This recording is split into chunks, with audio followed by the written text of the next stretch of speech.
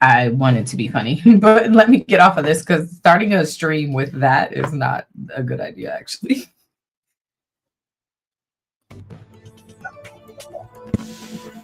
Let's mute that, first of all.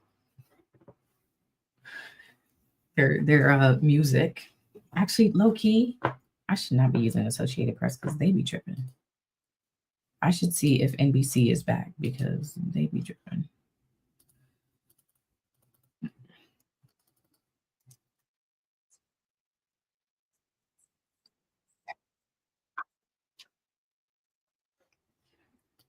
Sorry, that was loud.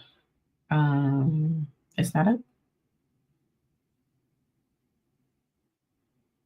Oh, I don't even see it. Audio's good. Yeah, come on with the catch up.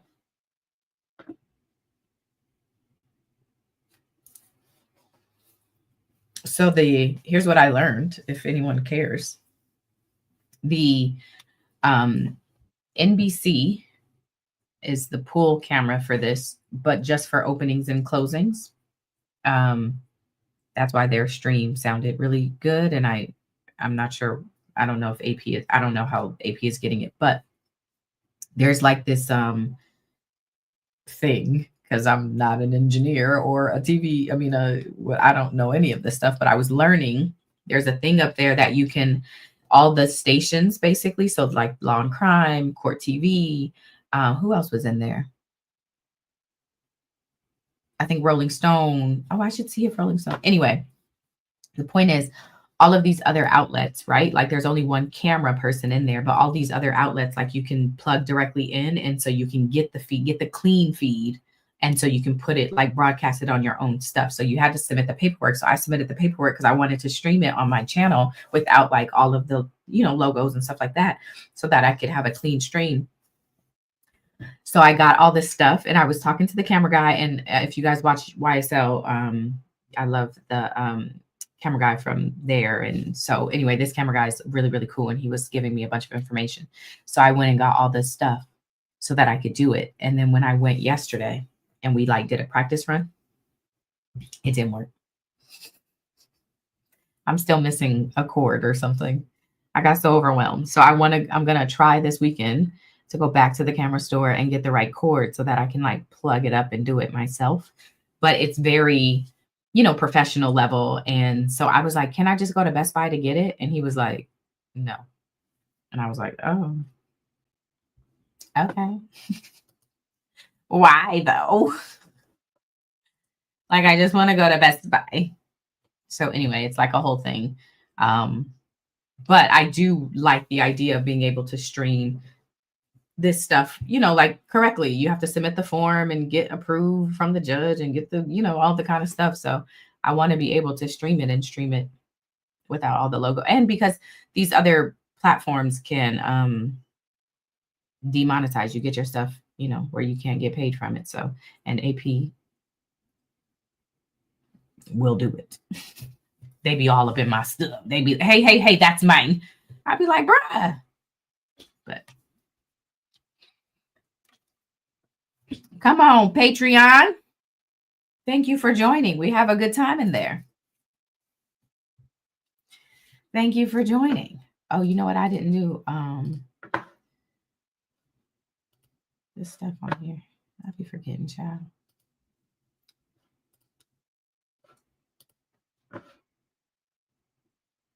I'm looking forward to getting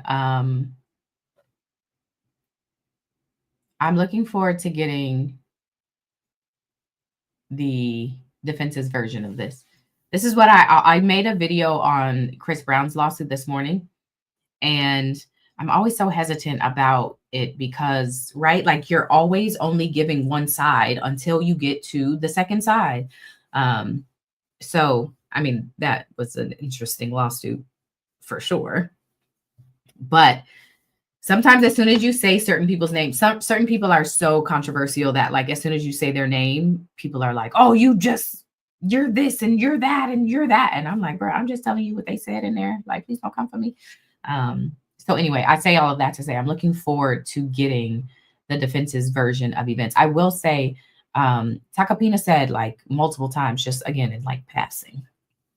Can't wait till you guys get to see the full story, like the way this is all going to come together. And I never know, like, are you like, you're a lawyer? That's what you're supposed to do. You're supposed to make us believe that something big is coming. You're supposed to do that. So is something big really coming, or like no? It's always hard to see. And also, even this morning, this is why I actually enjoy this, because this morning he's like, this is the worst thing I've ever heard. I've been doing this for 20 years and I've never heard anything like this. Lawyers probably say that every single trial. Are any lawyers in here? Do y'all say that every single trial? It feels like a tactic. And it feels necessary. Like, I get it, but I just feel like that's a tactic. I've never heard anything this crazy before in my life. I can't believe this is the worst thing. This trial should be stopped. My client should be released. This is unfair.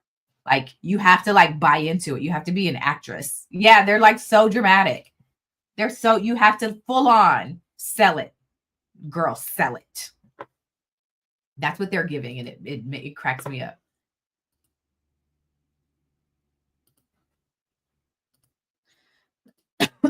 Excuse me. Let me fix this.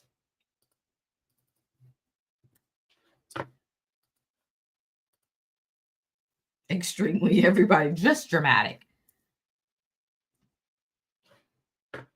Oh my gosh, Galactus, that is such a big goal. I do want to get to 100,000 on YouTube, because this TikTok situation is not settled. They got an extension, but that is not settled. That could still very well go away.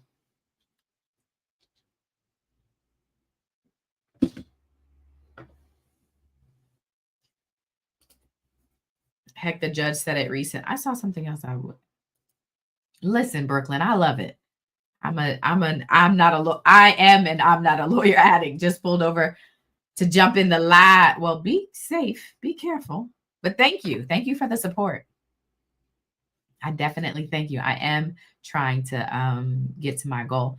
Okay, Royce, you're a lawyer. Every trial I've done something the other side has done has been ridiculous, and we have to make a record of it.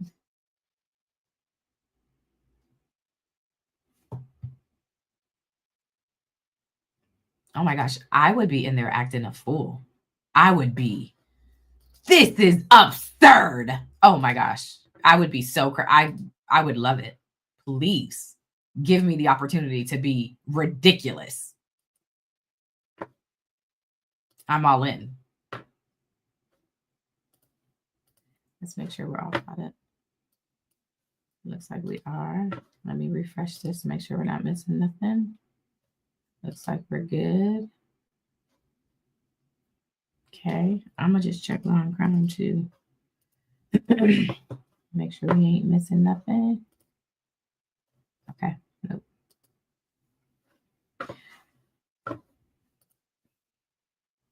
Oh my gosh, could you imagine? I would be in there trying to have a black and white filter on in person.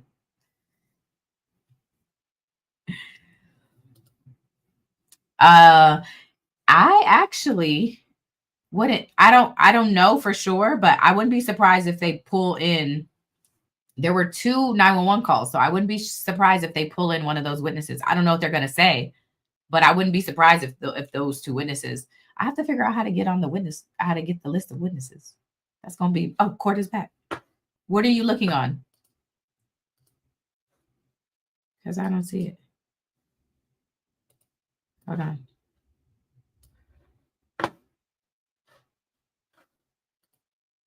What are you looking on to see it's back?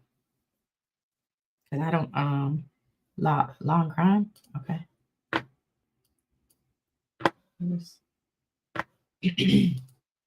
I don't see his back. Oh, but it's not, it's not, hold on. There, the video is, okay, hold on. Let me pull it up. This looks like.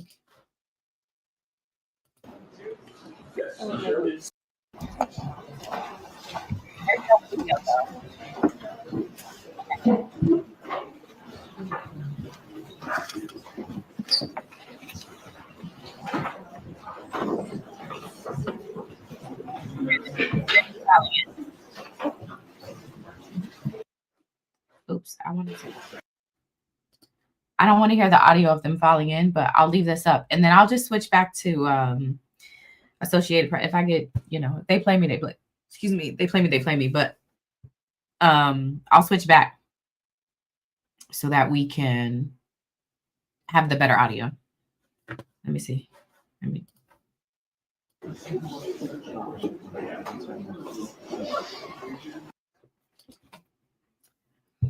Yeah. Oh, but somebody was asking about that guy earlier who had the glasses, like he's kind of in the back. So during jury selection, like each courtroom, there's like 4 kind of in the back. And there's like 4 of him, 4 different people, but they would come out. And I want to ask him very directly, like, what's your actual job title? Because they manage the process for the jurors. They make them line up, get them all in. They're making sure all of them are here or came back from lunch. Like so I don't know what his actual job title is, but that's what he was doing. Tuesday, so there's 3 days off. All right, so not in session Monday. All right, Mr. Brzlomek is finished, and Mr. Zakopina, the floor is yours. Ladies and gentlemen, this case is about one man's jealousy, lies, and greed. And that man is not Rocky. That man's Terrell Efron, or you've heard the name Relly. He is the source of all the evidence in this case, all that the prosecution is going to rely on. He's the source of all the evidence. The 2 assaults you're going to hear about in this case were both committed by this Relly. Both. All the evidence comes through his mouth. Every single piece of evidence for you to decide these charges comes through his mouth. This case rises or falls on his credibility. The videos you saw without his testimony proves absolutely nothing. You need to believe his testimony and his version of events from the video for these charges to be proven. The last thing the district attorney said on his opening statement to you was, don't leave your common sense at the door or use your common sense, something like that. Please don't leave your common sense at the door. I implore you to use your common sense in this case. Look, I will address the credibility of Relly in great detail later, what the evidence will show. But first, let me begin explaining the purpose of an opening statement, what we do here. Opening statements are really lawyers giving you a preview of how we believe the evidence is going to come in, how it will unfold in this case. But it's more than that, actually. It's a promise to you. It's a promise from us to you. It's a promise that what we say is going to be proven is actually proven. And it's not like one of those politician promises. You know the politician promises, right? If you vote for me, I'll lower taxes, I'll make it safe, unemployment will go down, all those great things that politicians promise, and then based on those promises, you vote. And then you hope they fulfill those promises. Not here. Here, both sides make promises to you right now. You get to see if we fulfill those promises, and then you vote. That's the difference. Ladies and gentlemen, you represent the state of California, the people of the state of California. It's an awesome burden. And there's no greater service a citizen of this country can do than serve in the military or do what you're being asked to do right now. Stand in judgment of another person in a matter of such great importance. It's an incredible burden to bear. But that's why the 16 of you were chosen. There were 106 people here. You made the cut because you all, and even the alternates, assured us that you could carry out that burden fairly, impartially, without a bias, without a closed. Cut because you all, and even the alternates, assured us that you could carry out that burden fairly, impartially, without a bias, without a closed mind. Listen to the evidence carefully. before rendering your decision you promised. And to base your decision only on the evidence, not some preconceived notions stemming from the nature of this case or what you may have read or heard. This is entirely hard. But just on facts. And to abide by the basic tenets of our Constitution, prove beyond a reasonable doubt and a presumption of innocence. And they're not mere technicalities, instead they're the backbone of this country. A person is presumed innocent, the Judge Gray told you. And it means he is in fact innocent until and unless the prosecution proves otherwise beyond a reasonable doubt. A reasonable doubt, the judge will give you the law later at the end of the case, but it's a doubt that cause you to hesitate in a matter of importance in your own life. I submit to you. I'm going to do a poll because I know the volume is lower, but it doesn't have that audio, that echoey situation. Law and Crime is louder, but it has that, but it also has closed caption. So I want to make sure that we're using the best stream. So weigh in on the poll so I can know if we should do AP or Law and Crime. Here we go. The decision you make in this case at the end will be the most important decision in the life of elected mayors. And I'm confident that if you apply the standard and hold the prosecution to the burden of proving each and every element of both counts, beyond that doubt, the reasonable doubt, this will work out. And that's why the 16 was sworn as jurors. Look, this is serious business, and I just want to tell you one last thing before we dive in. I just think some jurors, some people, when they become jurors, forget. No one here is going to, both sides are not going to ask you to do anything you don't do in your everyday life. No one's going to ask you to do anything when you're assessing credibility, when you make determination of credibility. Nothing you don't do in your everyday life. Whether someone's telling the truth, whether they're lying, whether they're mistaken. Just bring your everyday life experiences and you'll be the best jurors possible. There's no magic formula, there's no elixir. And as you now know, there's no jury school. Use your God-given common sense in looking at this evidence. I know that will guide you through this case. Ladies and gentlemen of the jury, my name is Joe Tacopina, along with Sarah Kaplan and Chad Siegel, have the absolute honor and privilege to represent Rocky Mayor's case, known globally as A$AP Rocky. The evidence will show you that Rocky was a self-made man, risen from the most humble beginnings to extraordinary successes through work, dedication, and artistic brilliance. This is argument is also irrelevant. Overall, what is said in opening statement is not evidence. What is evidence is what can be proven.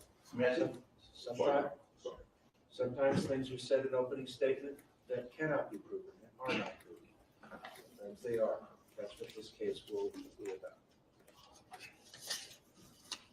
Remember my promises. I'll remember theirs. When we talked in a few weeks on closing statements. I remember the DA put up a slide in the opening. It's from Harlem, a picture of him and Rihanna. Talked about when he was a teenager. I want to do the same thing. You'll hear he was born in Harlem, like they said. He was raised in poverty. Your Honor. You'll hear that Same, Your Honor, the same objection. You'll hear about his upbringing, his mother and his siblings, and how he overcame with hard work, with dedication, and with talent. Rocky is not only a.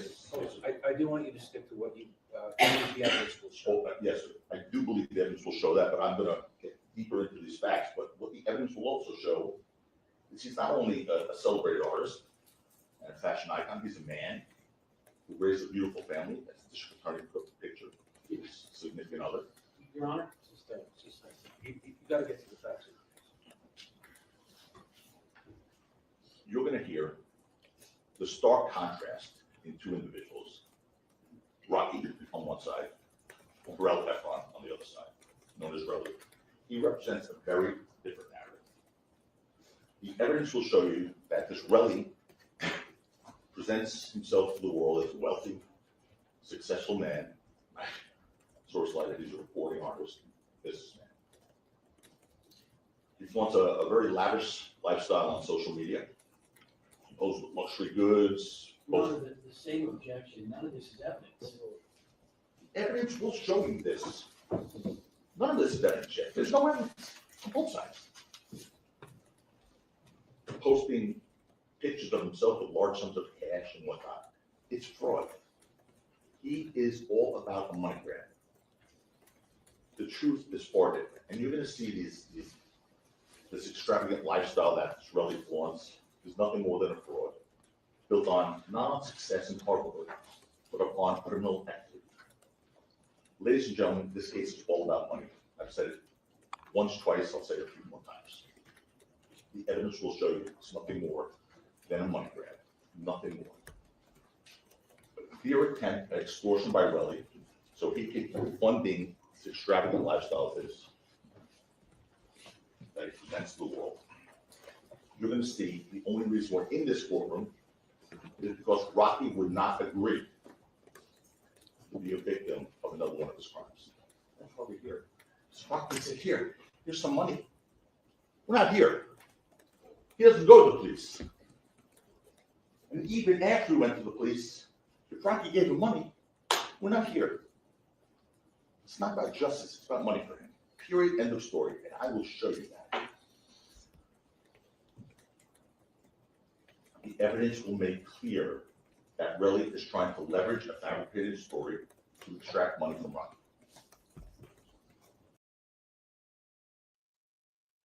Court TV, because they have captions. All about money. I've said it once, twice, I'll say it a few more times. The evidence will show you it's nothing more than a money grab, nothing more. A clear attempt at extortion by Relly, so he can keep funding this extravagant lifestyle of his that he presents to the world. You're going to see the only reason we're in this courtroom is because Rocky would not agree to be a victim of another one of his crimes. That's why we're here. So Rocky said, here's some money. We're not here. He doesn't go to the police. And even after he went to the police, if Rocky gave him money, we're not here. It's not about justice, it's about money for him. Period, end of story. And I will show you that. The evidence will make clear that Relly is trying to leverage a fabricated story to extract money from Rocky, using lies to support these claims. The evidence will show you that Relly is a blatant perjurer, someone who takes an oath, despite that oath lies. The evidence will show you, and you will see him commit perjury right before you in this court. And you'll see how important that is to this case. Because the evidence will show that despite all the evidence they claim to have, all of it, and I mean all of it, will rise and fall on the word of Relly and his credibility. Period, end of story. You will see, if you can't believe him, the prosecution's case fails. Now let's walk you through the events leading to the incident of November 6th, 2021, which is that part of this case. But to do that, we have to start a few years back. From Relly's own testimony, that was the catalyst for this incident. His resentment, not his own testimony, his resentment was the catalyst for this incident, and his animosity towards Rocky. The evidence will show you that Relly met Rocky when he was in high school in Harlem.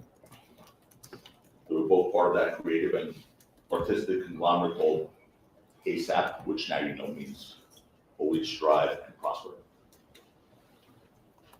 Over the years, Rocky achieved more and more success in the entertainment industry at first.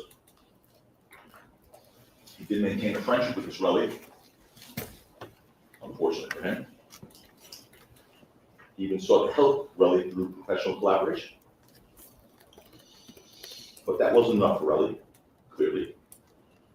You'll see the kind of person Relly is in this courtroom. You're going to see it. He was jealous and angry, and as Rocky rejected some of the projects he presented him, Relly's resentment grew deeper and darker.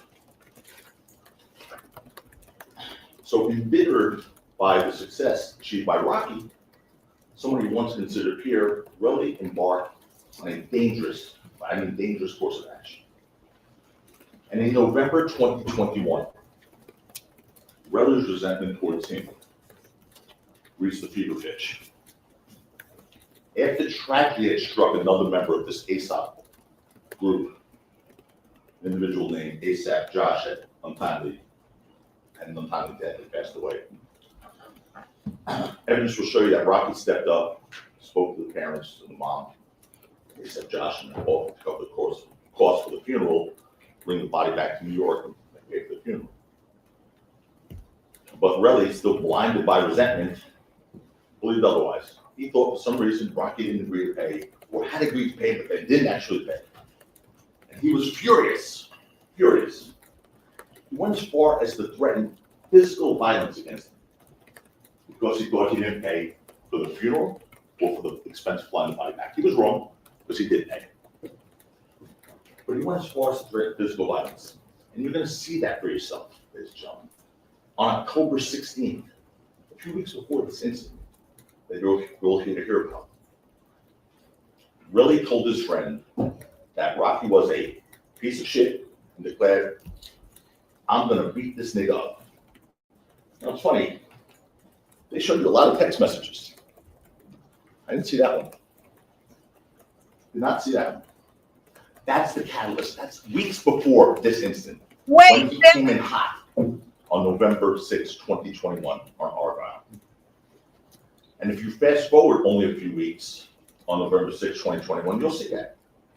You see that Relly sought to turn those threatening words into dangerous actions. And he did. The evidence will show you that on November 6, 2021, Rocky was scheduled to attend a music festival. They put it up there called Complex-Con with two other members of the ASAP crew, Elijah Ulanga and Janelle Phillips, now know them as ASAP Ills and ASAP 12B. So in order to address Relly's resentment, because he was really mad, and have him accompany Ills and 12B to the festival, Rocky reached out to him multiple times. As a matter of fact, I think you saw a text from one of Relly's friends to Relly saying, "Hey, I think he wants you, Rocky wants you to perform at Complex-Con." So Rocky was trying to get him to come. It was sort of a celebration of the ASAP crew. So Rocky, yes, he was urgently messaging him because they were late for this Complex-Con. You're going to hear that from multiple witnesses. He was making them late for the show, so there were multiple messages from both 12B and Rocky. Where are you? Where are you? Where are you? However, you're going to learn that although Relly, because Rocky had reached out to Relly to make plans to meet at his hotel. And you're going to learn, however, that Relly said he was staying at the Lowe's Hotel, who was in fact staying at the Lowe's Hotel, lied to Rocky and said he was staying at the W Hotel. Why? Because he wanted Rocky to think he was staying at a nicer place for him, which is consistent with his pattern of showing off, phony, extravagant lifestyle. But also consistent with his pattern of lying. You'll see Relly committed perjury about that exact reason. And despite Rocky's best intentions, the evidence will show you that Relly was angry when he agreed to meet Rocky that day. And that anger came to a head when he encountered Rocky on the street, outside of a parking lot, on Argyle Avenue, leading to a brief altercation that took place on the street, which you saw a clip of, a very short clip of. You'll learn that Relly claims Rocky instigated, Relly, by the way, is twice the size of him, but we'll get to that. Relly claims that Rocky instigated the altercation, but the evidence will show you it was Relly who was the one looking for a fight.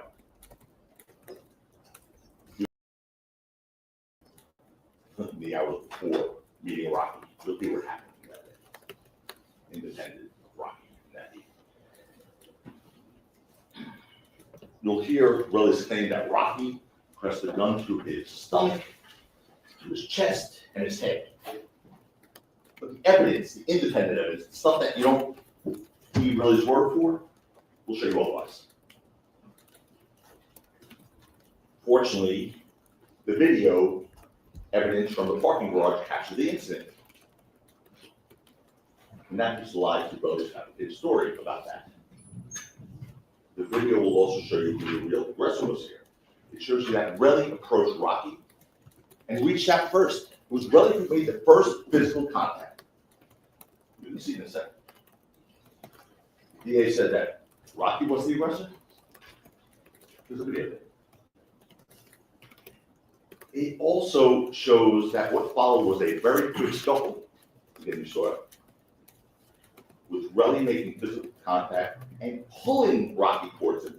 Not Rocky pushing Relly, who outweighs him by almost 100 pounds. Not Rocky pushing Relly, but Relly pulling Rocky. The DA said in his opening, he said that Rocky was pushing Relly. You know who else said Relly was pulling Rocky? Relly said that. Relly in his statement. And when he watched the video, said, yes, I was pulling Rocky this way. That's not a good narrative. So they just changed that. But Relly has made statements about this incident. And they're stuck with those. It shows the incident was over in a matter of seconds, this videotape. And despite Relly's exaggerated claims that there was no evidence that a gun was pressed against his stomach, direct at his chest, or point at his head. There's none. This didn't happen. Instead, the evidence shows that Relly, again, physically much larger than Rocky, was the antagonizer here. Now, all that being said, I do need to pause here for a second. I need to pause here for a second and address the very thing that serves as the basis for Relly's fabricated story. The video that you saw, the first video, shows Rocky holding an object, what appears to be a gun. And Relly seized on that and manufactured his extortion claim. And we'll get to the extortion in a bit. Remember, this is a promise from medieval. We'll see extortion. And if I'm not good on my promise, you'll hold it against me. I want you to. The evidence will make clear that the object Relly alleged was a firearm was absolutely nothing more than a prop gun. The DA ended his opening statement saying, 12B will tell you that. He'll testify on behalf of Rocky and tell you that. Not just 12B, multiple witnesses will tell you that. Not just 12B. Multiple witnesses will tell you that that was a prop gun. You'll learn that that was a prop gun, also called a starter gun, a blank gun, but it's a type of fake gun. It's used in prop movies and music videos. It's also used to scare off attackers by looking and sounding like a real gun, without actually firing a live round. The evidence will show you that Rocky, obviously, I think you all know by now, is a high-profile person in the public spotlight, and he was a target. The evidence will show, in fact, that he was a victim of prior violence, which caused him to have to carry this. Victim of home invasions, victim of a stalker at that time, in November of 2021, victim of a slashing on his face, which he still carries with him today. It's, Your Honor, there's been no.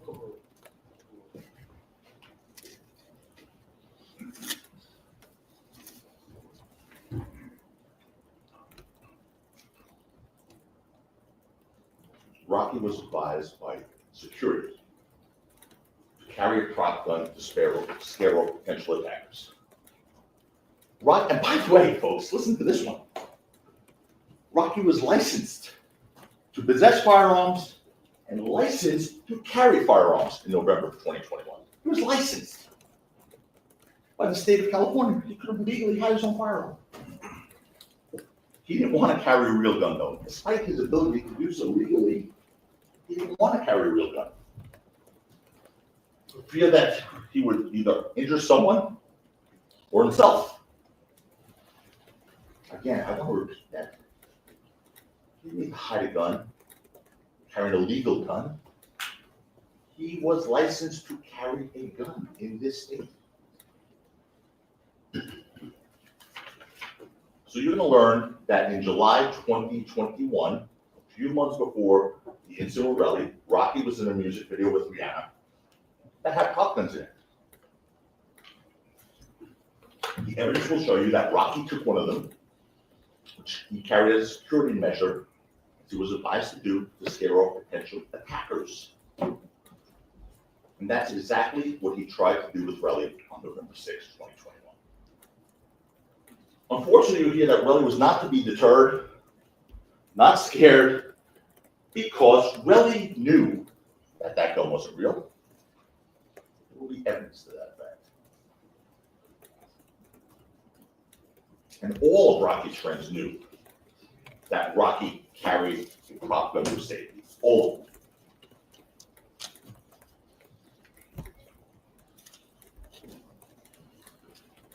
In fact, the evidence will show you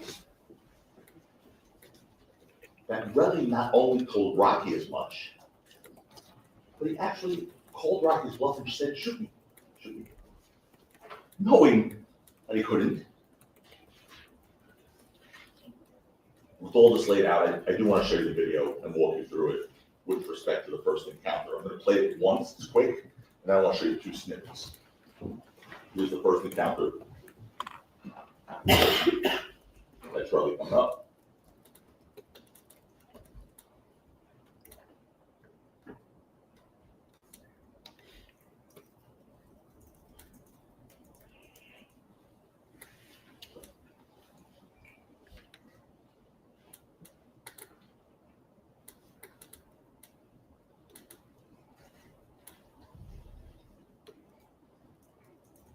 Okay, now, there's two things I want to play for you here. The first thing is, the first person to raise a hand to anyone is Relly. You're gonna see when he comes up, initially, that's him, we all agree, in those black pants coming up. First person in the video, you'll see if he goes with his left hand. He raises his hand first. Play that one snippet, tell you know what it is. Boom. Do it again. Boom. He comes up with that left hand before Rocky raises his right hand. And how do you know that? Play the next clip, please. He has his hand around Rocky's neck or shoulder, and Rocky's right hand then finally comes up. Boom. This guy has his hands around Rocky's neck or shoulder before Rocky's right hand comes up. Boom. And then you heard and you saw in the video, they going backwards. Relly, again, who's much bigger, you can see that from there, said to the police, yeah, I pulled him back. I pulled. Sorry, y'all. I need to see if I can run that again in slow motion. Does it let me slow it down? Because what did he say? Okay, hold on. Sorry, work with me. That man played that thing 10 times and I didn't see any of the time. It's slow, okay? So the audio is finna be, why don't you go? It's gonna be like that. So hold on. The next, please. Oh, I should have fast forwarded this part. So I don't need this in slow mo. If he has his hand around Rocky's neck or shoulder, and Rocky's right hand then finally comes up. Boom.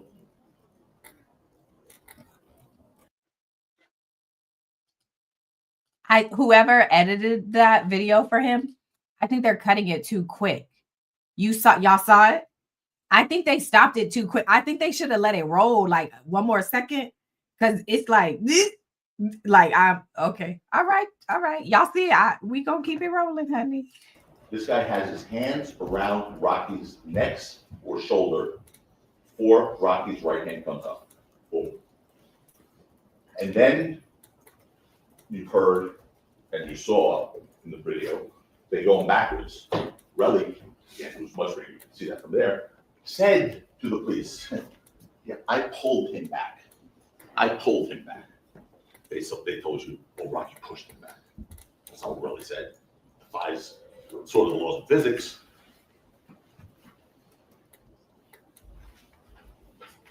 He outweighs him by almost 100 pounds. Relly pulled him back. Maybe I was trying to see something else. So it does appear clear that Relly is interacting with Rocky. His hand, something is on him. I agree with that. I was waiting for the part of Rocky raising the weapon. It seemed like it cut off too quick, but maybe that's not what he was trying to focus on. And by the way, all the gun pointing to the head, chest, pressed against the stomach would have had to have happened within seconds of that video with that kid Ills in between them. Seconds. You saw none of that on the video.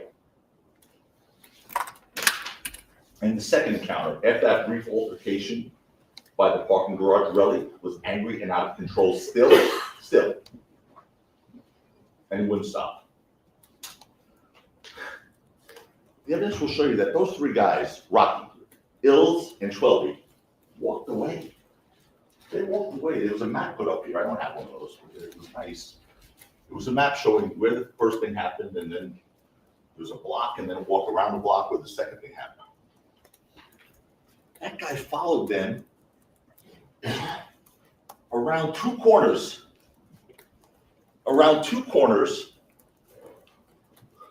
Pursuing them. He hadn't had enough, apparently. They were walking away from him, trying to get away from him. He pursued them around two corners. And the evidence will show you that those guys, Rocky, Ills, and Twelby, tried to get away from him. They tried.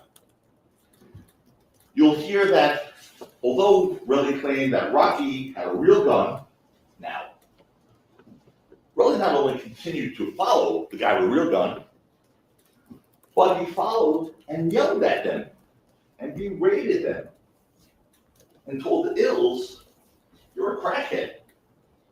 And told Twelby, you live in the projects. You're not successful like me. And told Rocky, you're a bitch. So the guy who supposedly pulled a real gun on him, and now apparently someone else has a knife too, and they're running away from him, he's chasing them, antagonizing them, bragging about his own successes. You'll listen to Relly's story about that, ladies and gentlemen. You get to assess the credibility. Because it will continue to unravel. His story will continue to unravel. Even the police questioned him. Why would you continue to follow Rocky after he supposedly pulled a real gun out on you? Said the police to Relly. And you'll hear Relly's answer to the police. I don't know. That was the answer. I don't know. I promise you that answer doesn't change in this courtroom. That's what he said initially when asked. And of course he didn't know. He had to say, I didn't know why I followed him. Because he couldn't tell the police the truth that he knew Rocky's gun was a prop gun. Because that wouldn't work for his narrative. One that could actually shoot him. And because he was aware of that fact, Relly continued his aggression. You'll hear that Relly was so angry that he was ready to hit Twelby, according to Relly. You'll hear that he was so angry that he hated Ills, according to Relly. You'll learn that when Relly finally caught up with him around two corners, on the corner of Selma and East Del Mar, his anger and hatred came to a boiling point, and he attacked the kid Ills. Attacked him. And make no mistake about it, as the evidence will show you, Relly was the aggressor there as well. And Rocky, again, significantly smaller than Lee, fired that prop gun, that starter gun, which makes sound just like a real gun. That's the purpose of it. He fired it twice, hoping the sound would be enough to scare off Relly and protect Ills. Wrong. Relly didn't stop. He didn't stop because he knew it was a prop gun, but he didn't stop. And the evidence will show you that after Rocky fired those two warning shots with that prop gun, car alarms went off. Because there was that big parking lot right there where they were. Car alarms went off. I'm sorry, but you guys are here. It's hard to look everywhere. So 12E, being sort of sound mind, told Rocky, hey, listen, man, get out of here. Car alarms are going off now. People are going to start coming. Rocky obviously is a public figure, and now people are going to have their attention drawn to this. Get out of here. Rocky listened. He persuaded Rocky to leave the scene. 12E said, I'll check on Ills, because Ills was having a rough go of it. Ills is smaller than Rocky. And really was pummeling. You're going to hear about how Ills' face looked after this encounter. It was a hot mess. So you'll hear a different story from Relly. He claims he grabbed him, Ills, as a human shield. A human shield. Funny, Ills didn't get shot, but he was a human shield. Evidence will show you that's just another lie. It's another lie. The evidence will show you that. You'll see that Relly knew the proctor couldn't hurt him, first of all. Second, you're going to see that Relly wasn't hiding behind Ills or under Ills. In fact, in the video, if you look carefully, and we'll show you, you'll see that Relly's on top of Ills as they're on the floor, on top of him, punching. And even after Rocky left the scene, listen, even after Rocky left the scene and ran, the evidence will show you that Relly continued to attack Ills. A witness will walk you through that. That sort of is a problem for them. I mean, this guy was claimed he was shot at one point, and he is still attacking the guy that he started to attack before there was any warning shots fired. He's still attacking him, not to be deterred by any starter pistol or real bullets from him. The DA played you a video here that had that sound, those little box in the bottom, and had sound, or pop pop. That video was called the sequence surveillance video. The district attorney played on the roll. Funny part about that video is that they cut out that last part of the video. We'll play you the full part. But the part where Ills goes back and attacks, I'm sorry, Relly goes back and attacks Ills. They cut that part of that video out. It's not on that sequence surveillance video. They cut out those last 3-4 seconds. That's a problem.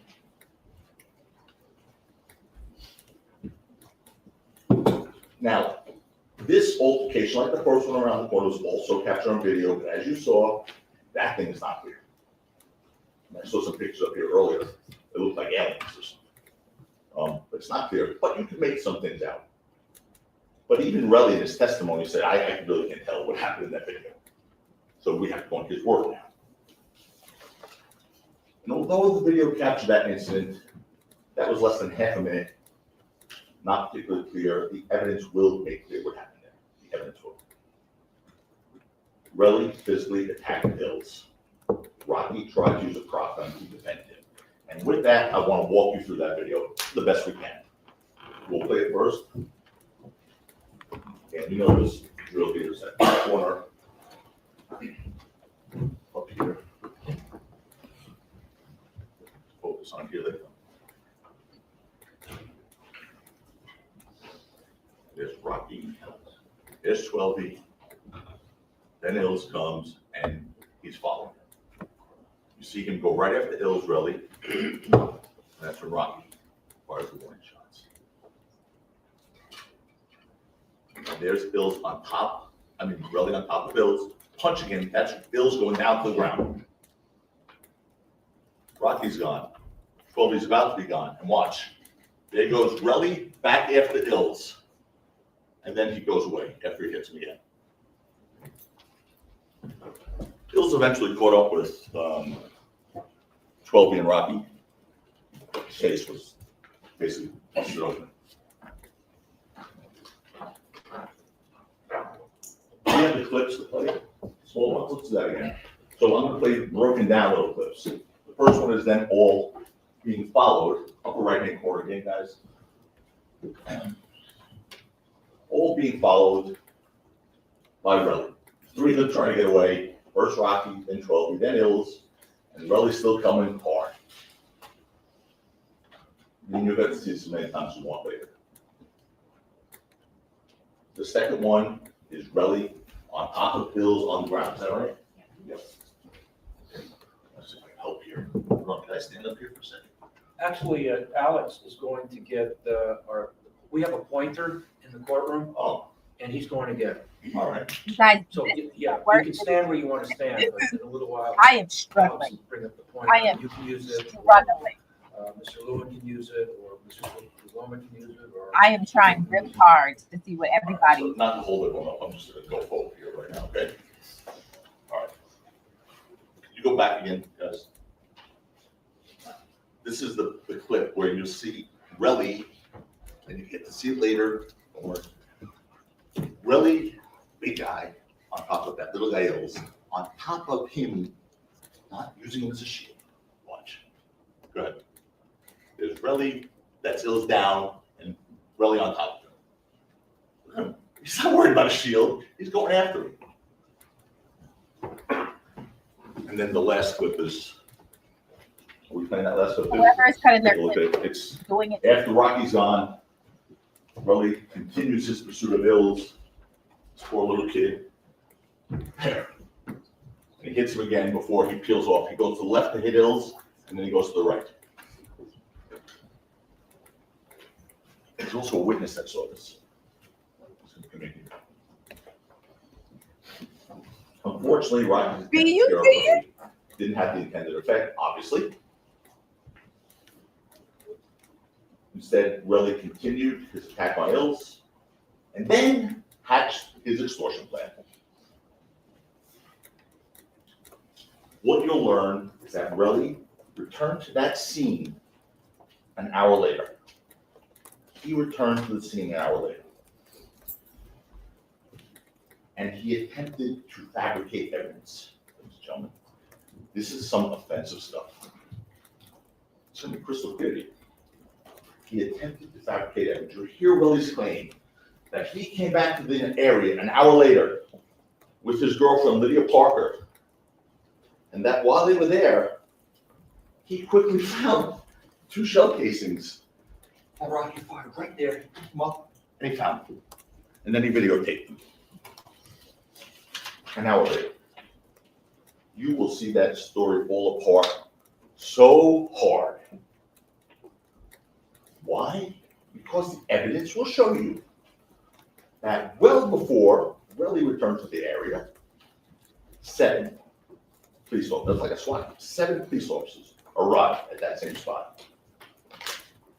They responded to the scene and carefully searched every inch of that area. I could not believe what I heard on the opening statement.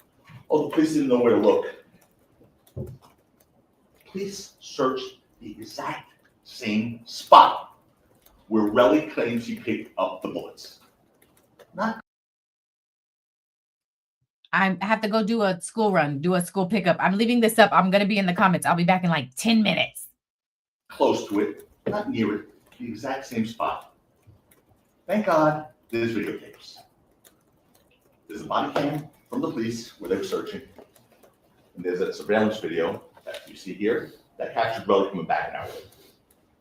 Exact same spot. So, we're playing it now? Well, it's not just, we're playing and we're showing. Showing. So this is where the police are. This is back. Okay. The police are searching with flashlights. And there's 1, 2, 3, 4 right there right now. There were 7, there's another one here.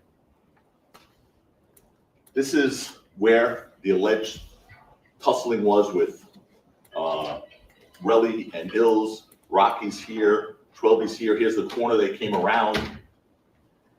So this is where the shots, yeah. Very high tech, Your Honor. This is where the shots were Like, easy on the screen. this is where the shots were discharged according to Relly, right here. Okay, right here. Look at where they're searching. This is where Relly, as he comes back an hour later and picks it up, and here's a landmark. Look, this is the corner that they all came around, right here, and this is where it all started. And here, there's that opening right here. See this big orange, red, whatever this thing is here? Look at the picture below. Okay. That thing there is that thing here. That opening here, this is a big orange thing. I mean, you can't really see as well here. You'll be able to take these with you later. This is that orange thing. Go back up again, guys, down to the other one. This is that orange thing. Directly across a few feet there is where they're searching. Go down. Directly across a few feet there is where they're searching. You know what that is? That's really an hour later. According to the police, they captured that surveillance video. That's him an hour later, coming back to retrieve the bullets in the exact same spot at the, go ahead up. The cops were searching with a flashlight. And the cops weren't there looking for, they didn't know what. The cops were there looking for shell casings because they were called in for shots fired. So what the police officers searching that scene found were no shell casings, no bullet fragments anywhere, and they were there. 7 officers with flashlights searching everywhere. No shell casings, no bullet fragments, no damaged property. Understand, there was a parking lot full with cars right across from where this alleged shooting was, real ones, right? Not a window broken, a tire popped, a dent in a piece of metal. No damage to any vehicle at all.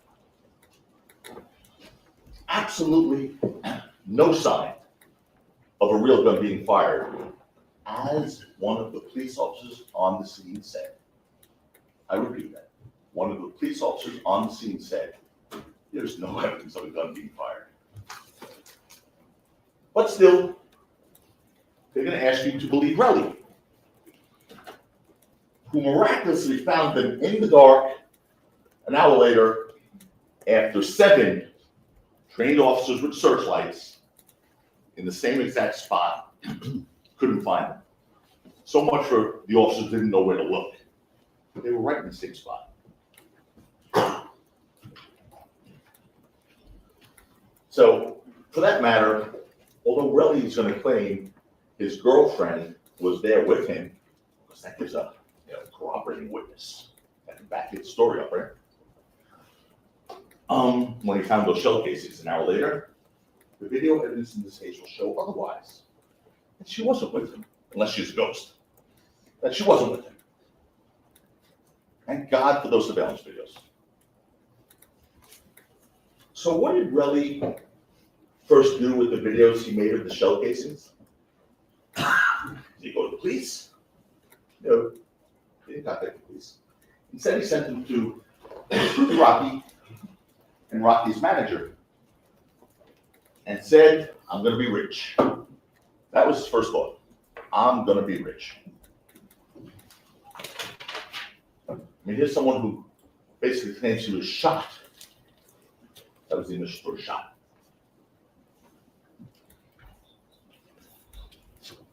He miraculously recovered the evidence from the crime scene that the police couldn't find.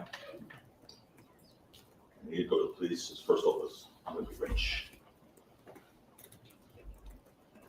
Well, the evidence will show you that Relly committed perjury about those messages.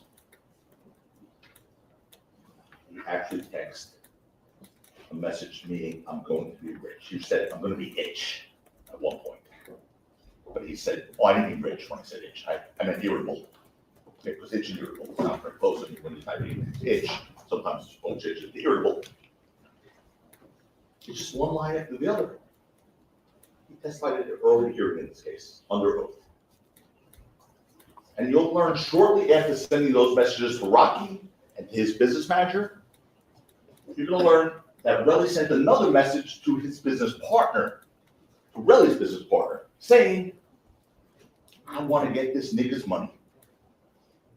That's all that was on his mind, not his near-death experience. Oh my God, how did he even survive that scrape on his knuckles? Not running to the police to arrest the culprit. No. Texting everyone, I'm going to get rich, I'm going to get his money. That's all he cared about. The evidence will show you that Relly fabricated these shell casings in order to extort Rocky, right from the outset, right from the get-go. And why did he think he could get away with that? Why? Because Relly didn't know that the police had already returned within minutes of the sounds and the incidents there and searched the scene. He didn't know that. And of course, they didn't find anything. We talked about that already. There was no actual shooting because there was no real gun. There was no evidence of a shooting because there was no real gun. And that's why that same night, in response to Relly's text to Rocky, Rocky texted him, if I shot you, go to the police. They didn't show you that text though. Showed you a bunch of texts between Relly and Rocky that night. They didn't show you that text. Rocky saying, go to the police. Yeah, because someone who really shoots someone and is guilty said, yeah, go to the police. Rocky texted about that.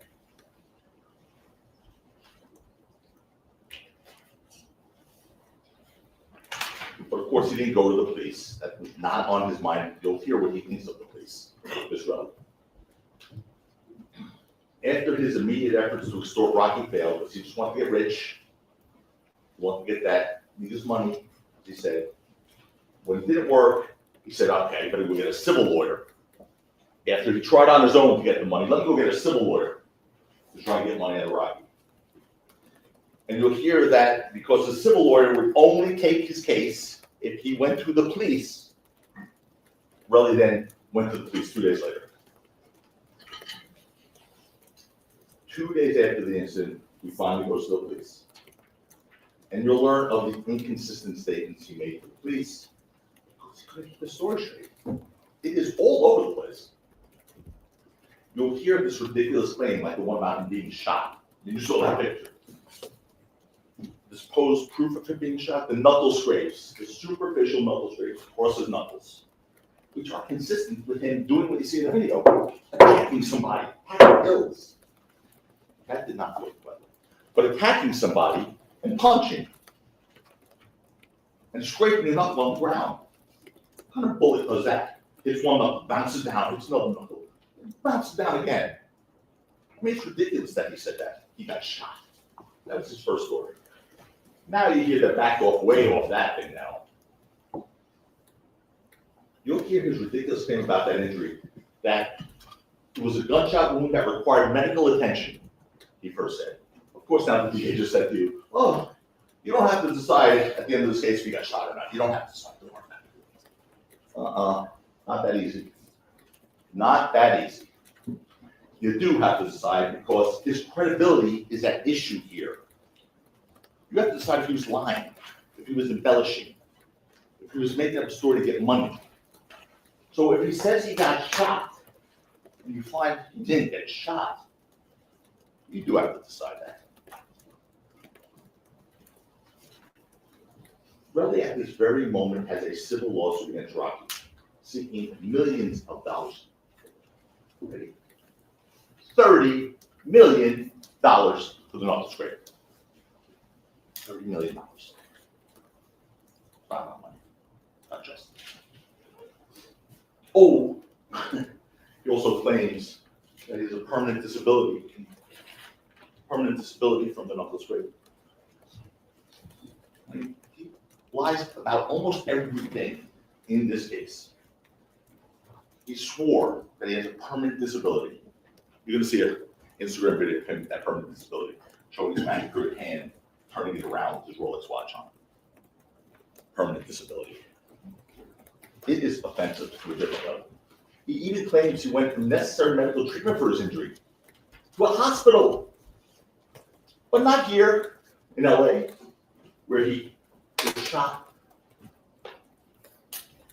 He waited all the way from California to New York to go to a hospital many days later, after getting a civil lawyer and being told by the detective in this case, really, you should go to the hospital, not to make sure you're not going to die, not to make sure you don't lose use of your hand, not to make sure your knuckles heal. The detective said, you should go to the hospital for this case.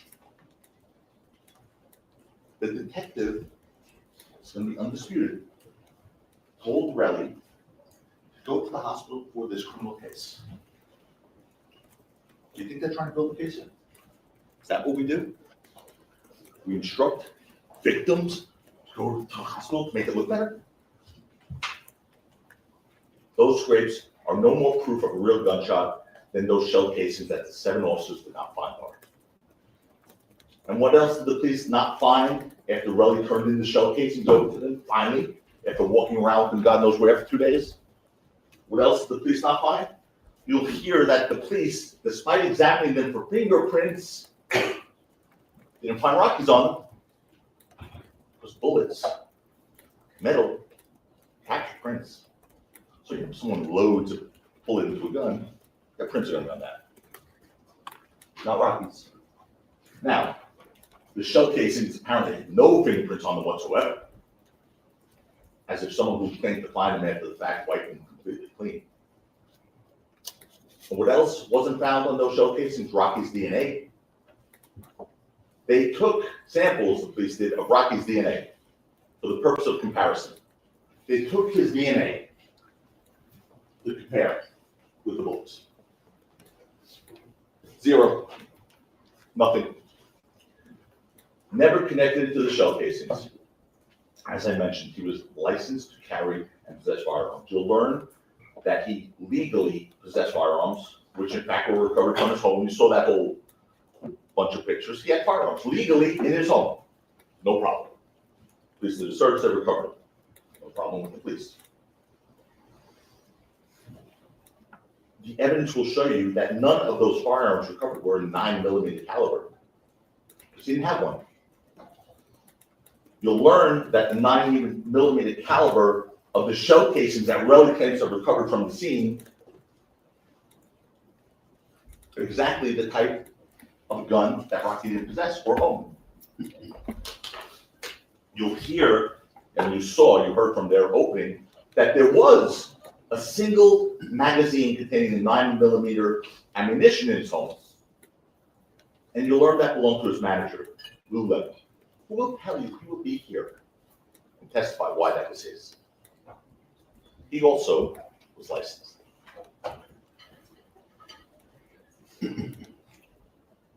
Most importantly, though, when it comes to this little issue of the bullets recovered by Relly, that didn't have Rocky's fingerprints, the police missed, and all that stuff, and the 9mm ammunition recovered in Rocky's home, that one magazine, 5 bullets or whatever, most importantly, you're going to learn that the shell casings were completely different than the ones that Relly said he found at the scene gave to the police. Completely different. You'll learn that the 9mm ammunition in Rocky's home was a brand called Sig Sauer, and the Relly shell casings that he claims to have found at the scene, that the police missed, were a brand called Federal. I'm going to show you the difference. I'm going to show you the pictures.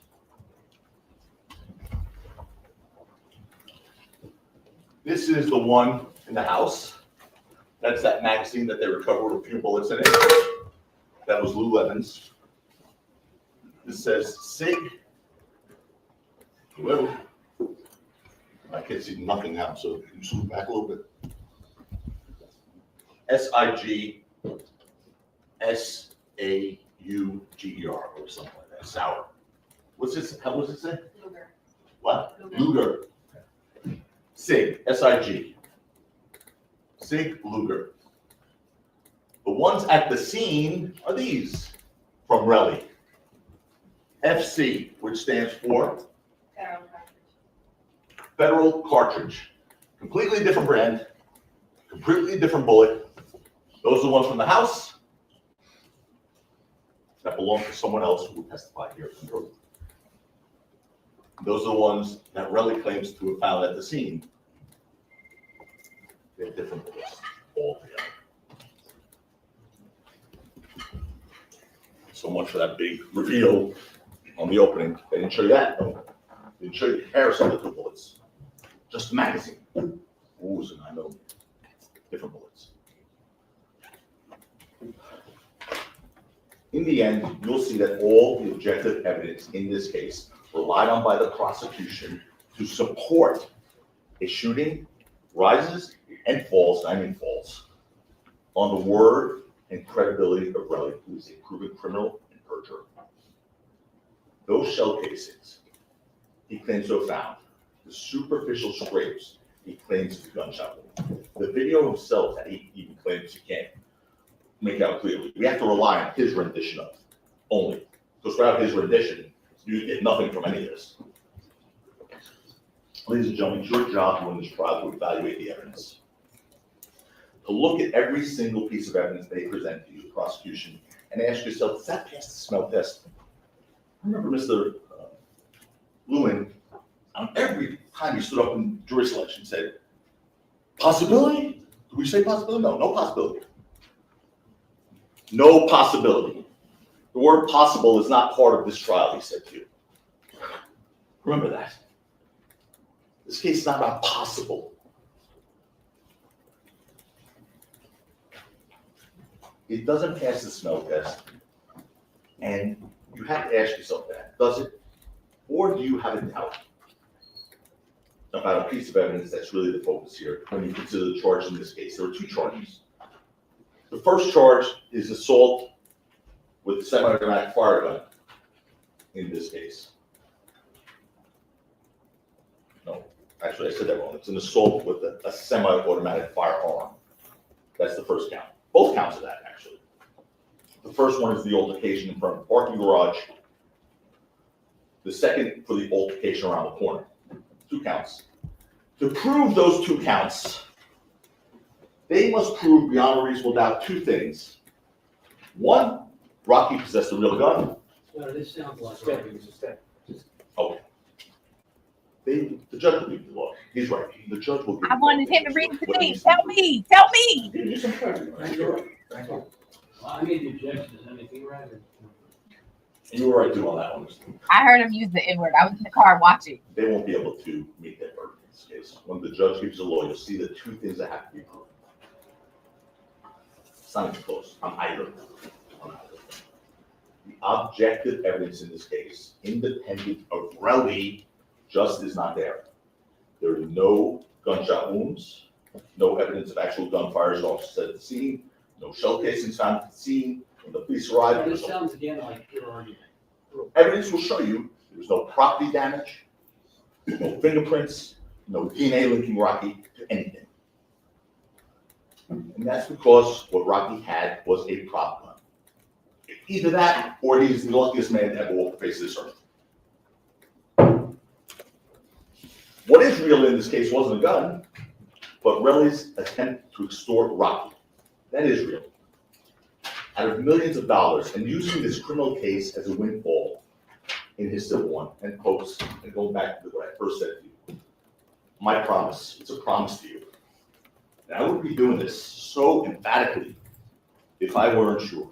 That's all I mean, it's just proper. You will see, the evidence will show you hard evidence of an extortion in this case, and perjury to try and cover it up. Hard evidence of an extortion in this case, the evidence will show you, and perjury to try to cover it up. The evidence will show you Relly's understanding in that regard, that if Rocky's found guilty here, he automatically has liability in the civil case and gets money. Lots of money. That's absolutely proper. No, the jury instructions. Understand. Counsel continues. Stop. to make whatever Stop. objections- No speaking objections. Stop. Disregard anything about the consequences of whether Mr. Mayers is or is not convicted in this case. The consequences have no bearing on any decision that you have to make, and you're going to be given a jury instruction to that effect. Thank you. Anyway, it's been Relly's endgame from the start.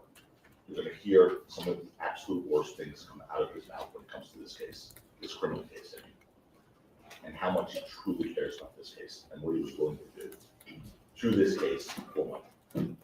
Ladies and gentlemen, when this case is over, you'll see that Rocky Mayer's ASAP Rocky's innocent. He's not only not guilty, he's innocent. And when we stand up here for our closing arguments in a couple of weeks, we'll talk about how the evidence shaped up. You'll see that for Relly, it was never about justice, ever.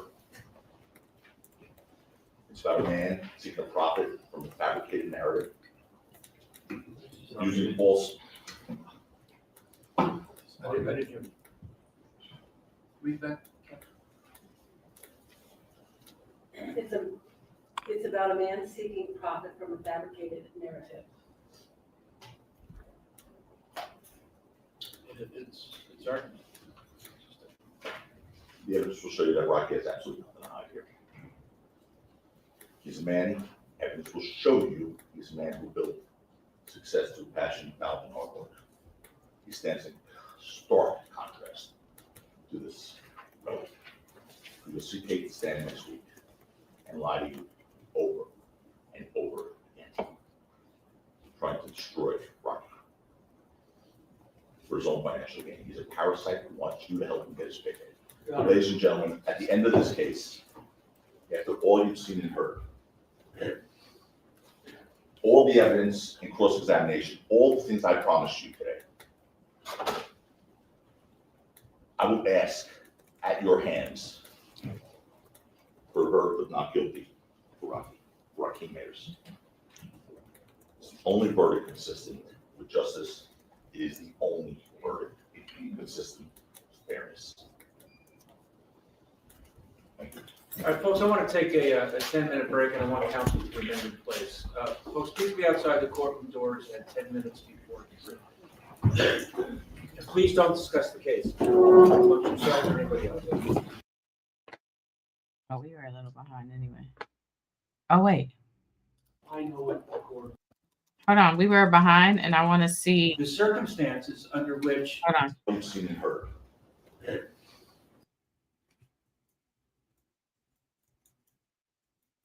testify. However, Okay. Let's see what they're talking about. I had things to say. to provide your thoughts uninterrupted. However, once the witnesses begin to testify, objections to questions that do not comport with the evidence flow will be sustained. Evidence of the relationship between Mr. Mayers and Relly, all of that is relevant. The jury's entitled to know it. The circumstances under which Rocky grew up has no relevance in this case. And there's going to be no evidence of it. What happened in New York, how he grew up, whether he grew up poor, middle class, rich, none of that has any bearing on any decision that this jury is going to make. So there will be no evidence of his childhood. His attorney keeps trying to bring that in, Oh, and speaking of objections, even with the jurors. you both know this. I know that in the heat of battle, it tends to happen. I don't want speaking objections. Speaking objections are explaining to me why you are making the objection. If you make an objection, I know why. So just state the objection, state the legal grounds, but don't explain to me why. Everybody on the same page? Yes. Okay, all right, 10. What? Does it relate to his opening statement? It does. My co-counsel got up, he gave a legal opening statement. He didn't argue. He didn't bring up areas that are outside of what he was supposed to discuss. Counsel got up, and he basically gave an argument starch bit. I know it, the court knows it, he knows it. The problem is, I don't think he cares, because basically, he just talks about whatever he wants to talk about. Don't make aspersions. You're not making a aspersion. I watch as he continued to argue point after point. I just want to make sure, there were several things that he said about what the evidence didn't show. So for instance, he testified how bullets capture prints, and there should have been bullets on that gun. Well, as far as I know. You mean Prince? Prints on, excuse me, prints on the casing, prints on the bullets. They're not, they haven't put a witness on the list to testify to that. He repeatedly called the victim in this case, quote, a proven criminal and perjurer. Now here's the problem. Last time I checked, as he made a motion as to what, if any, conduct the court is going to allow. It's absolutely improper. Had a prosecutor done that, can you imagine, just imagine for a moment, if he had gotten up and made aspersions about what happened to, for instance, the defendant in Sweden without having brought it up to the court's attention. I counted 10 different times when he called the victim a perjurer. At least 5 times when he talked about how he was a proven criminal. Unless I missed it, Your Honor, where did he get the court's permission to be able to introduce that evidence? If the court remembers, I said yesterday to counsel in the court, all that I ask is if there's an area that you're going into that is not absolutely clear, you approach and you make sure you can do it. So, Your Honor, it's not just a disrespect to me, to my co-counsel, it's a disrespect to the court, because he has basically decided, I'm going to say whatever I want about the victim, and I don't care whether it's going to be allowed by the court. And the problem is the court. I see your point. Okay. Why are you telling me now? Well, yeah, Your Honor, I objected during, why am I telling you this now? Very simply. I objected during his opening. Right. The court's position, it's clear to me, the court understands that much of what he said was objectionable. The court said, I'm not going to stop somebody on opening. I'm reluctant to grant objections during opening statements, no matter who is making the opening statement, whether it's the people or the defense. So what I'm requesting is I want the court to instruct this jury specifically and very simply. Defense counsel made certain allegations. He called the victim in this case a criminal and a perjurer. I know I'm not going to do that. What I will remind them is nothing that you say or any of the lawyers say is evidence. That is what I'm willing to remind them of that. And that's the end of the issue now. Once the witnesses testify, if you think that there's an objectionable question, object, and if you're right, I'll sustain the objection in a hot second. Understood, Your All Honor. right, let's take a break. No. No. No response is necessary. Okay, all right. Is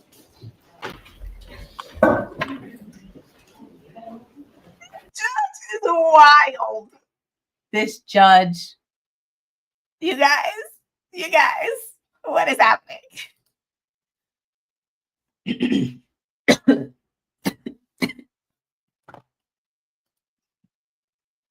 guys, what is happening? He said, I want to respond. He said, no. Bro, what?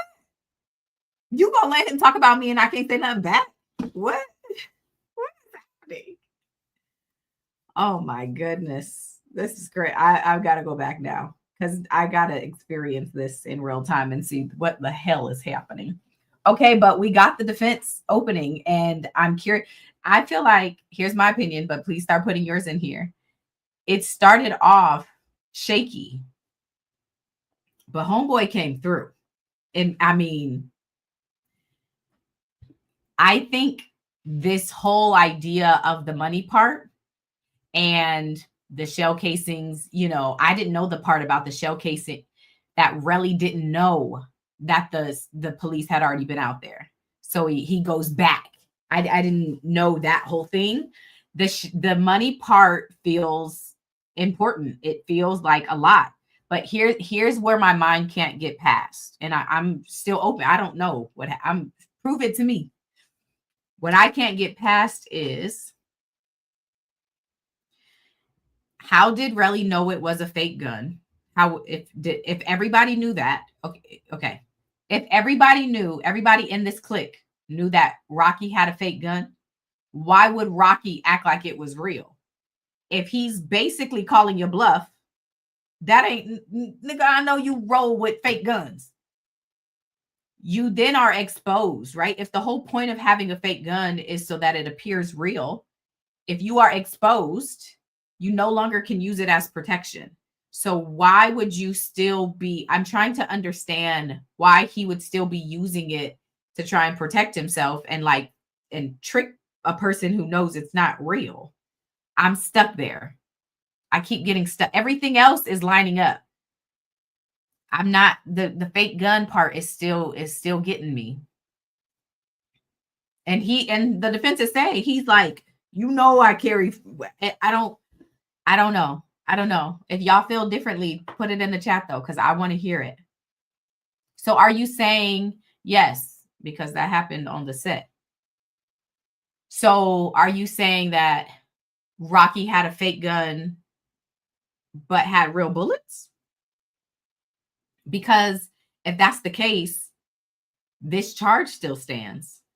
I would think. I'm not a lawyer though. I'm not a lawyer.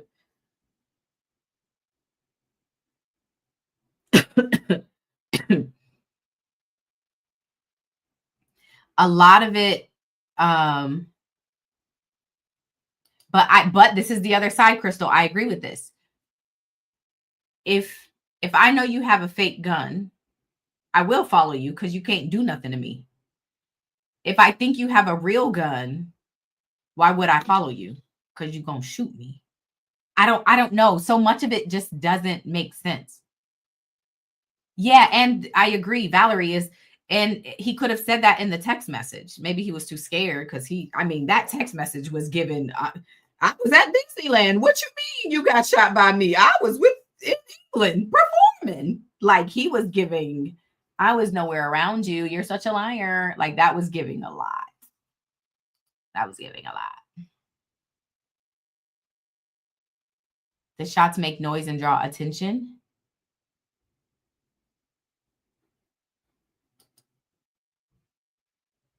Yeah, but what they said, what he's going to have people come up here and say is that, remember he said, he threw that.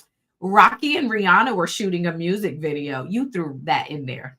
That you needed to add Rihanna's name in there. So they're shooting a music video and Rocky takes one of the prop guns from the set of the music video, as if that bit of information was so necessary. But whatever, they're going to have people testify to it is what he's saying. I don't know. Anyway. Come on, new member. Come on, Royce.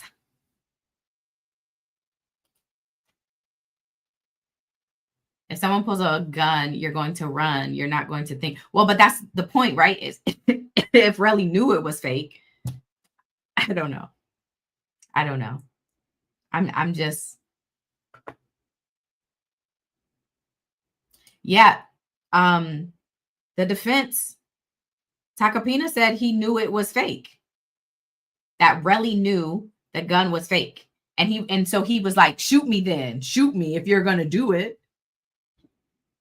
It's just my whole thing is it's more about Rocky. But follow me, follow my train of thought. If you are calling my bluff that my gun is not real, maybe that's why Rocky and the team walked away, because it's like, oh, this ain't scaring him. But then they still followed him. Why would he bring it back out? Because he has the 2 counts. The first count, so I thought the 2 counts was for the number of shots that were fired. But the 2 counts are actually, there was something else I needed to say about that. The 2 counts are actually from the pulling it out at the parking lot and then pulling it out at that field.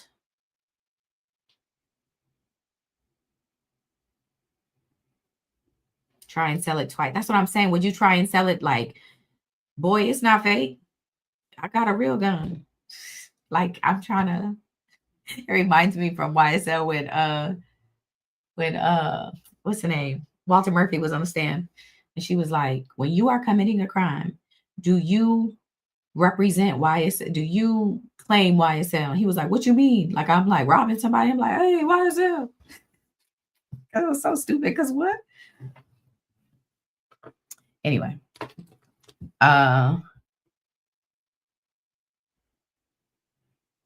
Oh, this was the other thing I wanted to say. I don't know if they made it clear, but the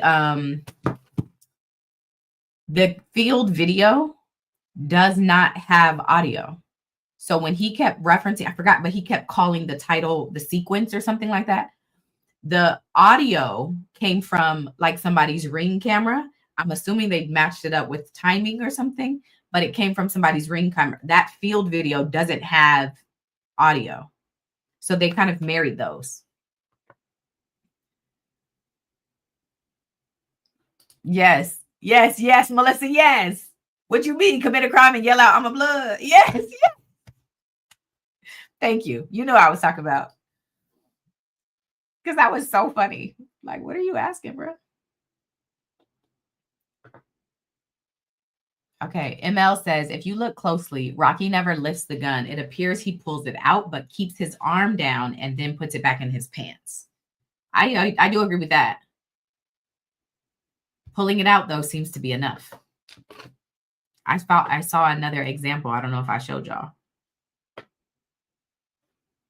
They need them to believe it's a fake gun, because anything other than them believing it's a fake gun still gets this charge. Still gets this L.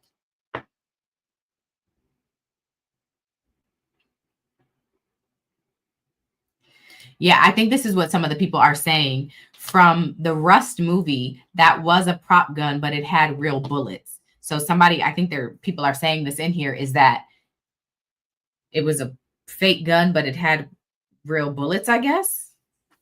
But is that productive? For your defense, is that productive? No, blue. Where are the reports? Hilarious.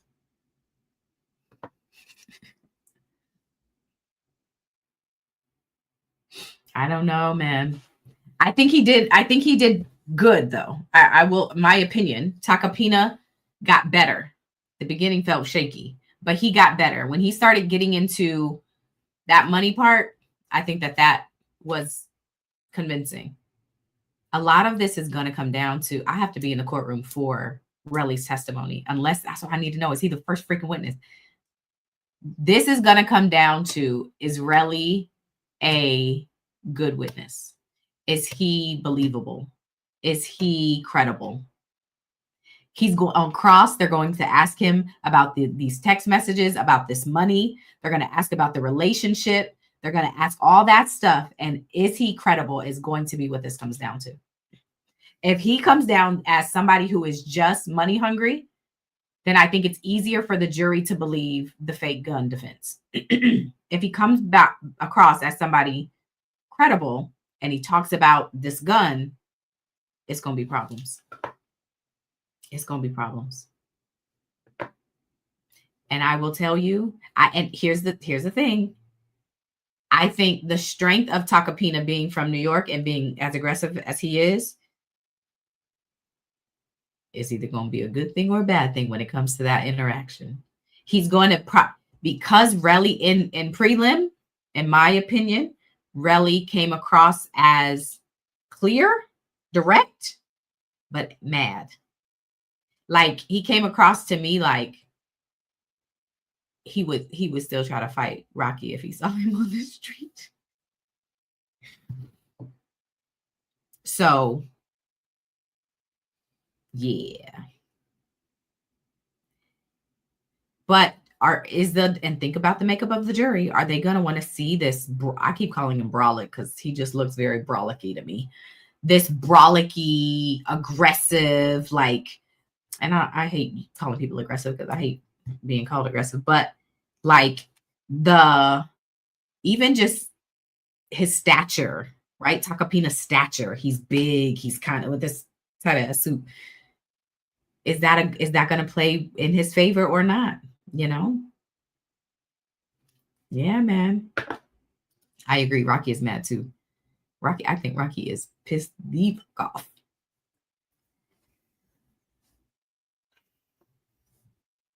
I am, I wish I would. I want to see their faces. I want to be in there for Relly because I want to see their faces as he's talking. How are they taking in what he's saying? Is it believable? Because honestly, the police they don't seem that they have like a lot to contribute to this. I don't know if my audio is still working. I don't know that like the police information is going to weigh much in this. I mean, we'll see, obviously. But the biggest thing from the police is the freaking video of 7 officers searching for the shell casings and not finding it, right? Like, what are they going to get up there and say? Yeah, we actually did a bad job and we just missed it. So now the jury has to be like, you guys are supposed to be the police and like good at your jobs. And you just 7 of you, it was dark, right? But 7 of you missed it. I don't know. I have too many. I don't know. I can see why Rocky takes the chance to go to court, because it doesn't feel there's holes in the prosecution's case. However,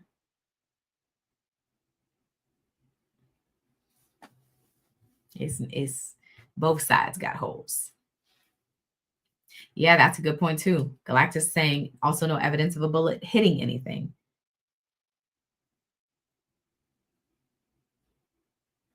They about to say that man went to the shooting range regularly. And how big of a deal is it, right? For you, I should make this a poll. The fact that, take everything else away, the fact that Relly found it and police didn't, is that a major hiccup for you? It is for me. It feels very coincidental.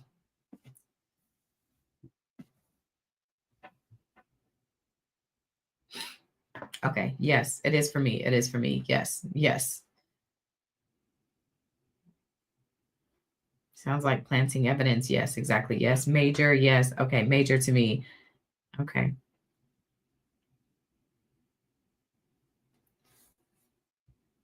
All the prosecutor's objections made me lose track of the story. That's real too.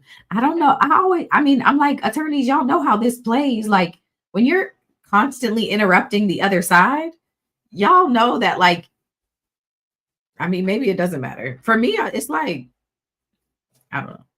Whatever. How long did the cops look if he came back an hour later? Excuse me, I don't remember how long they were actually out there.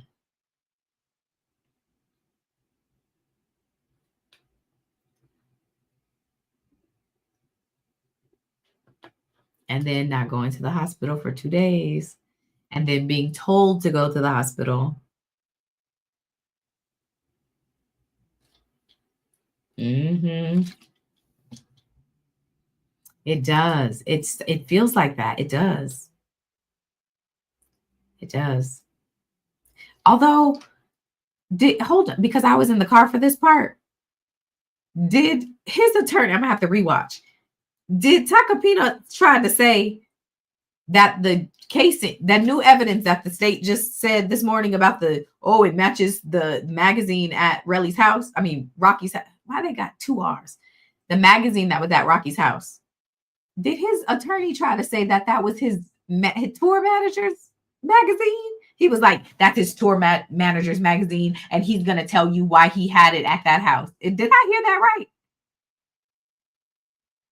Let me tell you the way these damn lawyers be pivoting quick.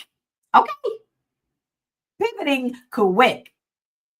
Tuesday, all of a sudden, it's a fake gun. By Friday, all of a sudden, we have a new report. Report says it matches magazines at his house.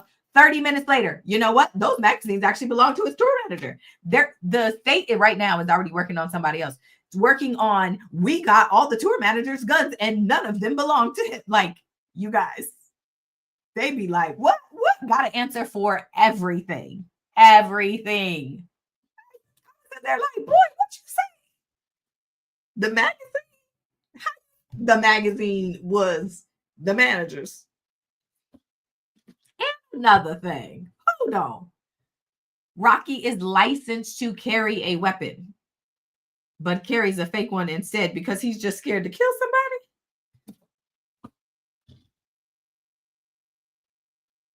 Got 2 kids and Rihanna as a baby mama. And you carrying around a fake gun because you scared to kill somebody. Boy, you better have a real gun to protect me. I'm not even Rihanna, and you better have a real gun. What you mean? What if somebody tries to do something to me? You gonna pull out your little fake pew pew? What we finna do? We finna be looking real silly. I don't understand. I need them to, and I'm being funny, but also like thinking through. I need them to explain properly why, if he is licensed to carry, especially because he's made clear that he is licensed, why he would carry the fake one, especially considering he had the stalker home invasion and the Attorneys say in their opening statements and later on in closing arguments, that is not evidence. You will not base your decision on what they say. Your decision is based on the testimony that comes from witnesses on the witness stand and exhibits, and your common sense and the jury instructions. The jury instructions and the law applies. So whatever is said to you there in the opening statement, none of that is evidence. You cannot base a verdict on what you hear in opening statements or closing arguments. Everybody understand? Everybody okay? All right, we're going to start with the first witness now, but I understand that after direct examination is finished, we have to take a short break before cross-examination starts. So you're going to get another short break. All right, first witness. If that fly manages to cross, What? if that fly manages to cross, you need my permission to remove him from the premises. There's a fly There's a fly that's been buzzing right around. buzzing around you, or Whoa. From a shower. Yeah, he's been all over here, so I'm just asking for if I have a shot at him, am I permitted to? what do you plan on taking the shot at him with? I'm gonna use a new. Oh, yeah, that's fine. All right. Thank you, Let's get the Ron. first witness on. My first witness is Sergeant Thomas Zizzo.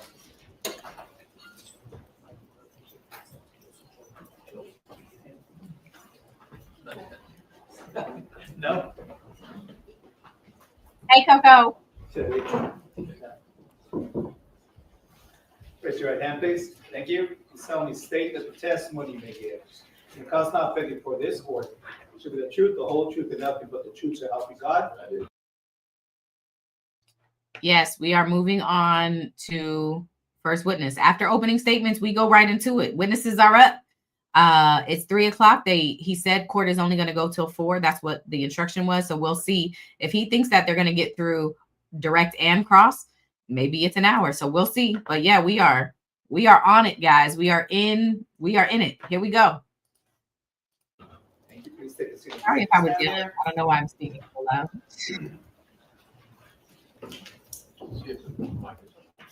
And please, thank you for adjusting the microphone and state and spell your name. Sounds like it's on.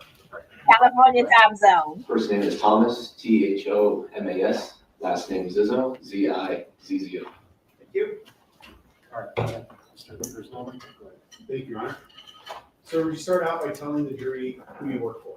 Sure, I work for the City of Los Angeles Police Department. And within the LAPD, what's your current rank? I'm a sergeant. Do you have a particular assignment within LAPD? I do. I'm assigned to Southeast Area Patrol in the City of Watts. Well, part of the city is named Watts, and I work patrol there. And prior to your assignment, patrol in Southeast, were you assigned to a different station? Yes, I was assigned to Hollywood area also in patrol. You keep using the word patrol. Can you explain to the jurors what it means to be assigned to patrol within LAPD? Sure. Well, patrol is the very basic function of law enforcement. If anybody were to call the police during an emergency, uniformed officers such as myself, as I'm in uniform now, would respond and meet with you and handle the emergency or respond to the emergency. Drive around in a typical LAPD black and white patrol car? Correct. Marked vehicle, yes. Okay.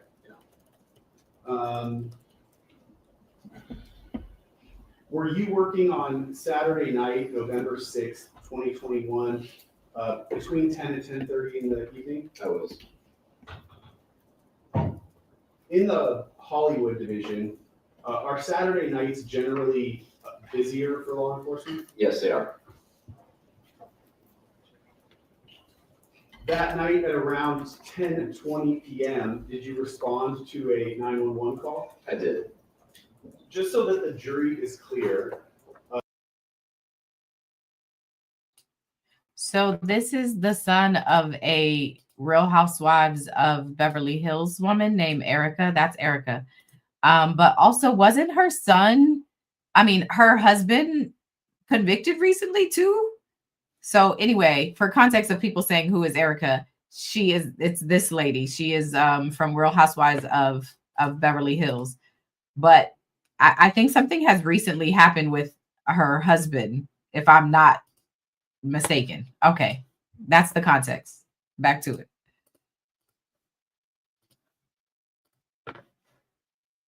when you respond to a 911 call, can you explain to them exactly how it is you receive information from someone who would say call 911?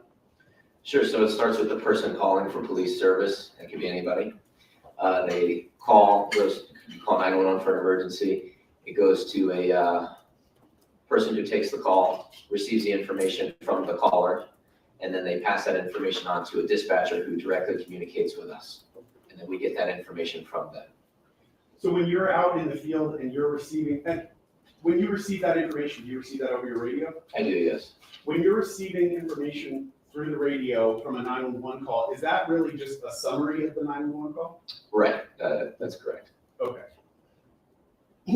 That night, November 6, 2021, do you recall the general area that you responded to at around 10:20? I do. Selma Avenue, Argyle Avenue, that intersection, and also Selma and El Centro.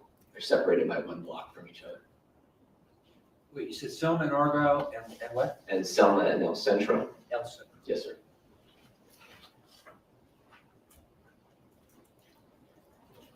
Your Honor, I'm going to ask Mark my first exhibit, 1-page document with a map. It may be marked Peoples 1. Does the defense have this? I just went over the exhibits with Mr. Tackney. All right, that's People's One for identification. Yes, and if I can, Your Honor, I'll mark Peoples 2 at the same time. What is it? It's a satellite view photograph from Google of the same area generally depicted in People's 1. Okay. Sergeant, I'm showing you what I just marked as People's 1. I'm going to start broadly with, do you recognize the general area that is depicted in that map? I do. Now, you said that you responded to Selma and Argyle, correct? That's correct. Do you see where that's depicted on this map? I do. Can you point that out? Sure. This intersection here. There's a pointer there somewhere. You can use that. Easier. This intersection here. Selma being east-west, Argyle being north-south.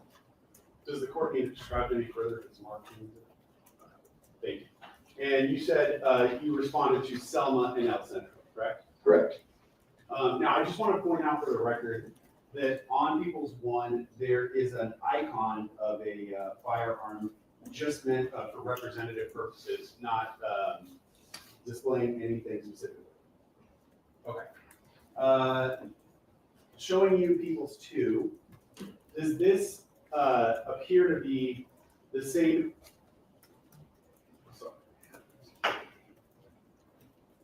Does this appear to depict the same area that you just went over, Selma and Argyle and El Centro and Selma? Yes, sir. Okay. I'm going to stick with People's 1.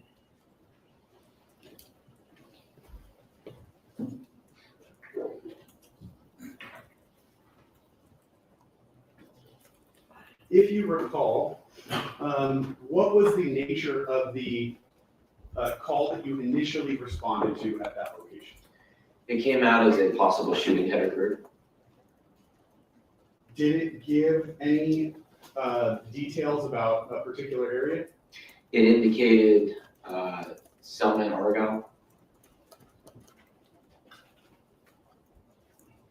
How familiar were you with that area of Selma and Argyle? Oh, very familiar. I'd worked Hollywood several years prior to that date. And I neglected to ask, but I should. How long have you worked for the LAPD? It'll be 11 years this March. And do you recall how long you were at Hollywood? Did you just say? About 8 years. 8 years. Okay. If you recall, what were some of the buildings or businesses that were at that intersection of Argyle and Selma? Sure. So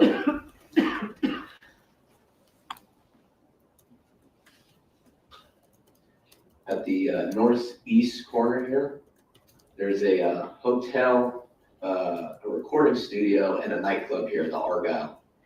And across from that on the west side is an MTA bus depot turnaround, where MTA employees take their buses in and conduct their business.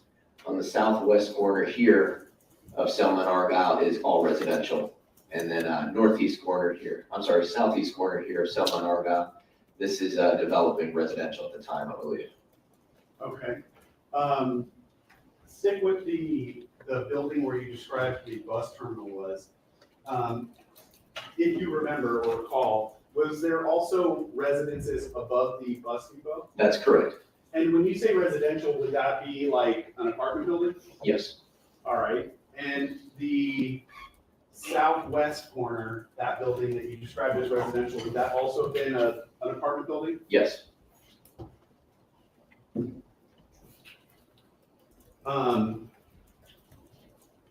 The uniform that you're currently wearing, it appears you're equipped with something almost dead center in the middle of your chest.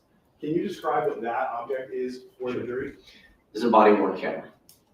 And were you wearing a body worn camera that day, November 6, 2021? Yes, I was. How does that camera operate? So it's always in what we call standby mode. So it's not actively recording, but it's recording 2 minutes of film, no audio, just film only. And at the time you activate it through this button here, the circle.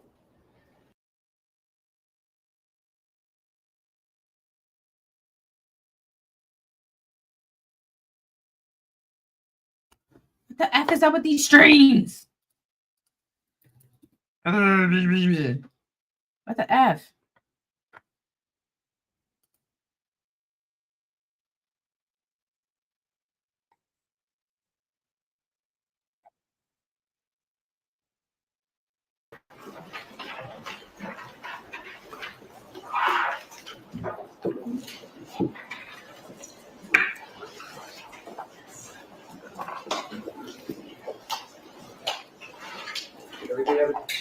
Almost everybody have a transcript?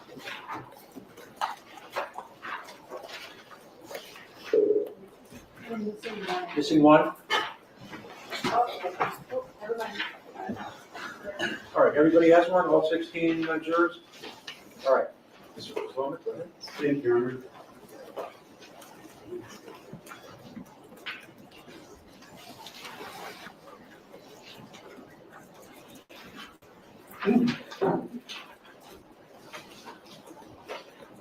Now, Sergeant, I have the video, the sole video that's on the DVD up on my computer, and I have it paused at 2 seconds on the video player. I know it's kind of a blurry and out of context image, but if you can, do you recognize this to be your body-worn video captured that night? Yes. Okay. For the record, that's P3 is being displayed. Yes. Correct. All right, I'm gonna actually play the video all the way through, and then I'm gonna ask you some follow-up questions based on the video. Okay. So, starting it at 2 seconds.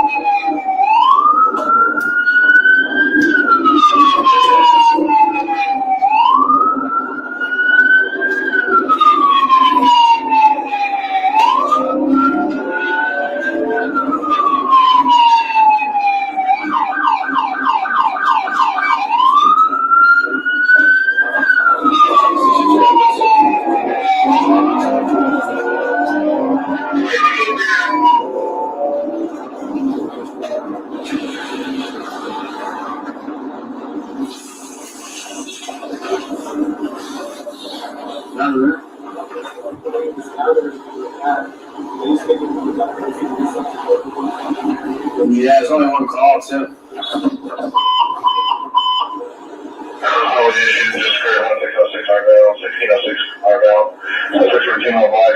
White t-shirt, red shorts, number 2, black clothing, fired unknown vehicle, none of the victims down, suspect last seen on Selma towards El Centro. Okay, 1445, 9647. Use your own code 6 as Selma and El Centro. 63, you're there, Selma and El Centro. 64 right there. What's the description? Female black, one on your white shirt, red shorts, number 2, wearing all black clothing. White shirt, red pants?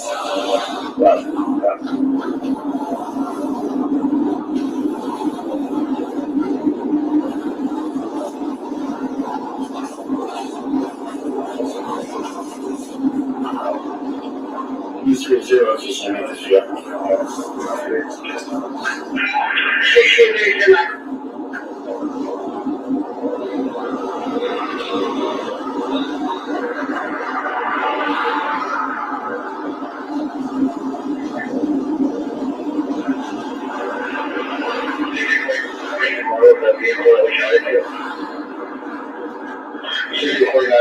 That the multiple vehicle that was shot into is in the parking lot. There's a stop sign.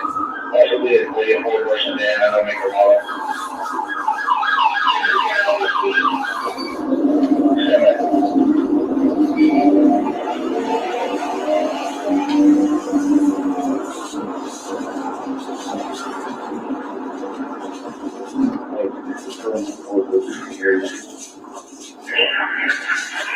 Roger. 152, 153. Selma and El Centro.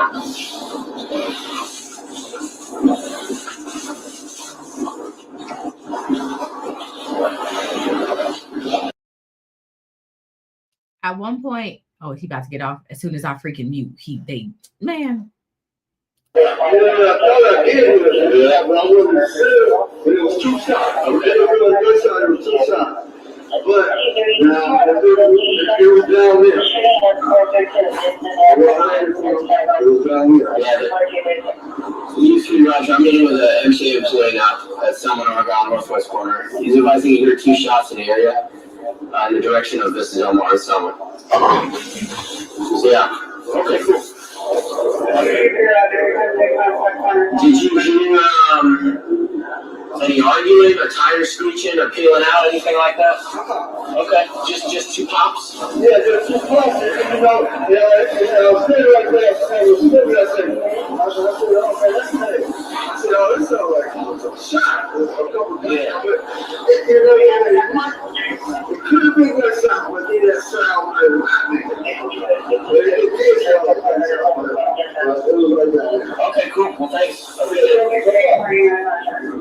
He heard 2, possibly could have been gunshots in that direction, which is by Vista Del Mar. And didn't hear hearing, arguing, or fighting leading up to that. No screaming, no tires screeching, anything.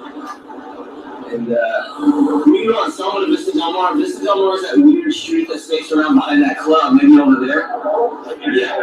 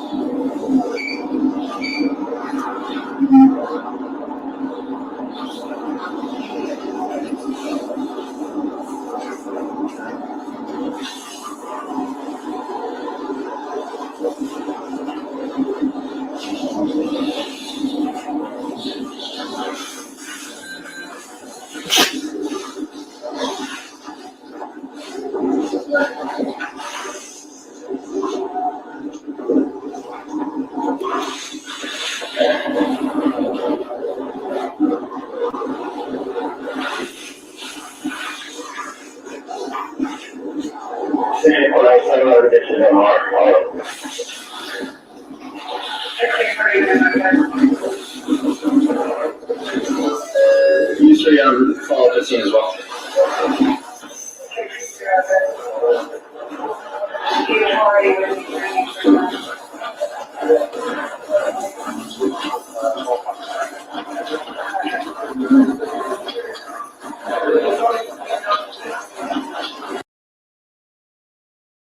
This audio is so brutal. Oh my gosh.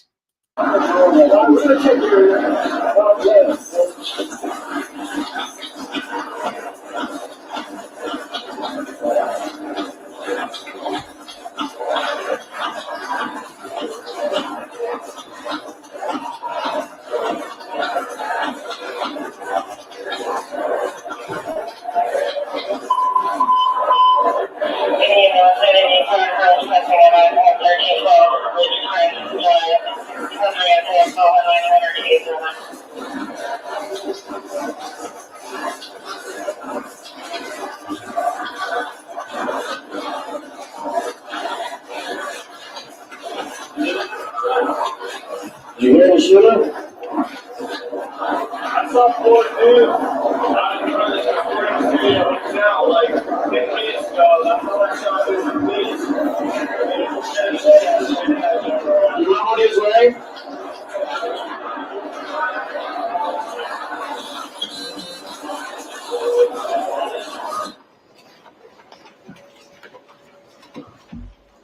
Okay. That whole thing could have been. Now that we watched the entire video all the way through, do you recognize, is that an accurate depiction of your activities that night? Yes, it is.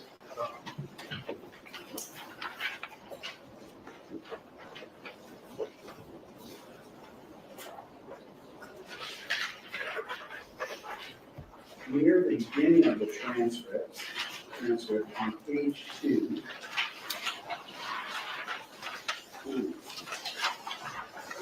I mean, I get And it. if you need me to go back to the video to refresh me, just let me know. Thank you. But at the beginning of the transcript, on page 2, around line 7, and then continuing to line 9, you say, I think you're talking to a fellow officer, nothing, huh? Followed by, yeah, it was only one call too. What were you referencing in making those statements? So I was asking another officer who, I don't remember it being so long ago, but if they had seen anything, they hadn't. And then the comment about one call, well, when there's a shooting, especially in a densely populated area, you get more than one person calling. And that's always an indication that you more than likely have a legitimate shooting, because when you get one call, and I dealt with this as recent as of yesterday, and I've been dealing with my whole career. We have people that suffer from mental illness that live in the city, and it's very real for them. And they'll call and say that they heard or saw something. And a lot of times it's a shooting. So one call will come out because it's not actually a real shooting, but to them it is. So they call, and we keep track of those incidences, and we find out later on who keeps making those same calls. So when we have one call, especially in a densely populated area, it could be somebody suffering from a mental illness, or it could be a prank call, because we do deal with that, false reports of emergencies. when we have a legitimate shooting, and typically you'll have multiple radio calls, multiple people calling in because you hear the shots, you see the shooting, there's witnesses, right? And then when you get there, you have people coming out, leaning out of the windows, pointing, that sort of things. So when you say to the fellow officer, yeah, it was only one call, or words to that effect, are you essentially communicating right off the bat, I'm not so sure if this is gonna be a real shooting call? Right, that's correct. Yeah. Okay. Shortly after that, there's a paragraph between 10 and 14 that starts with all units, shooting just occurred. Can you describe for the jurors what that language is, or where that's coming from? Sure, so this is actually the second radio call that came out. So the first call prompted our response there, and while we are there, this line here, 10 to 14, is an additional radio call. So now it's 2 radio calls. And so those comments there give a suspect description, a location of a shooting that occurred, clothing description of the suspects, a description of what happened. He fired into an unknown vehicle, unknown victims down, and then last direction of travel there, the last sentence, last seen on Selma towards El Centro. Would it be fair to say that the first call that came in was not captured on your body-worn camera because of the buffering that you were talking about? Correct. That call came out before I initiated my code 3 response. You actually see me writing parking tickets. It came out while I was doing that prior to me activating it. When you say code 3 response, what does that mean? Right, sorry. So code 3 is a designation that we use to denote that we're responding lights and sirens. We call that our code 3 equipment. So. Okay. Now, you said that second call comes out with information that there are potential suspects on Selma towards El Centro, and it gives a description of the clothing of the suspects, correct? Correct. If you need me to go back to the video, I will, but do you recall from watching the video where you were when you received that radio transmission? I believe I was actually at the intersection of Sunset and El Centro. I'm sorry, Selma and El Centro. So you're at the location where the call is saying the suspects are, correct? Correct. So what did you do? Continued to look out the window and canvas and see if there were those anybody matching that description of those suspects present. Is it fair to say you did not see anyone that matched that description? No, I did not. Yeah. Okay.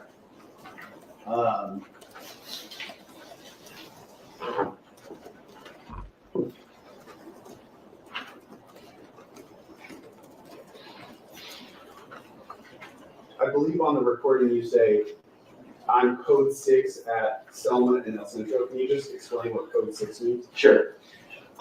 We use these codes for brevity and clarity. It just means this is where I am. So if I say I'm code 6 at Selma and El Centro, this just means I'm there present at Selma and El Centro. So they know where I am, right? There's officer safety reasons, and then letting everybody know that I'm there. Okay. So take me back to that night. You received first call, Selma and Argyle. Second call, Selma and El Centro. You happen to be there when you received the second call. You've not seen what is supposed to be described there. First, do you, based on your long work in patrol, do you have any reason why it's possible that that information would come out, but those people wouldn't actually be there at that time? Maybe a delay in reporting. Okay. Right. So it's possible they were there earlier, and as it gets filtered through the multiple people to get to you, it's just not there at that time? Correct. And then you, as you're at that intersection, Selma and El Centro, and you're not seeing these people, what do you do after that? Well, that was when I approached the MTA employee who was seated in his bus, at the MTA lot. And what's the point of approaching the MTA employee? Well, when we get to something as a report of a shooting, we have to do everything we can to determine what happened, if anything, right? When we get there, we work with what we got, not with what we like, but we work with what we got. So if there's anybody in the area, I'd make it a point to obviously go talk to them. Hey, did you hear anything? Did you see anything? There are some people who are reluctant to call the police, but if they're approached when you get there, they may actually provide you some information to work with.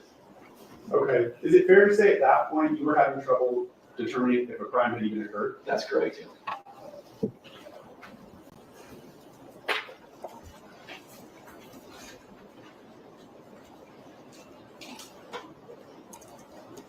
After speaking with the MTA employee, he directed you generally to the area of Vista Del Mar and Selma, correct? Correct. And Vista Del Mar is that small street between El Centro and Argyle? Correct, this one here. Okay. But is it fair to say that even the MTA employee told you he wasn't sure if it was gunshots? He said possible. Right, and we all heard that on the video. He said maybe it was, maybe it wasn't. Could have been something to that effect. Okay.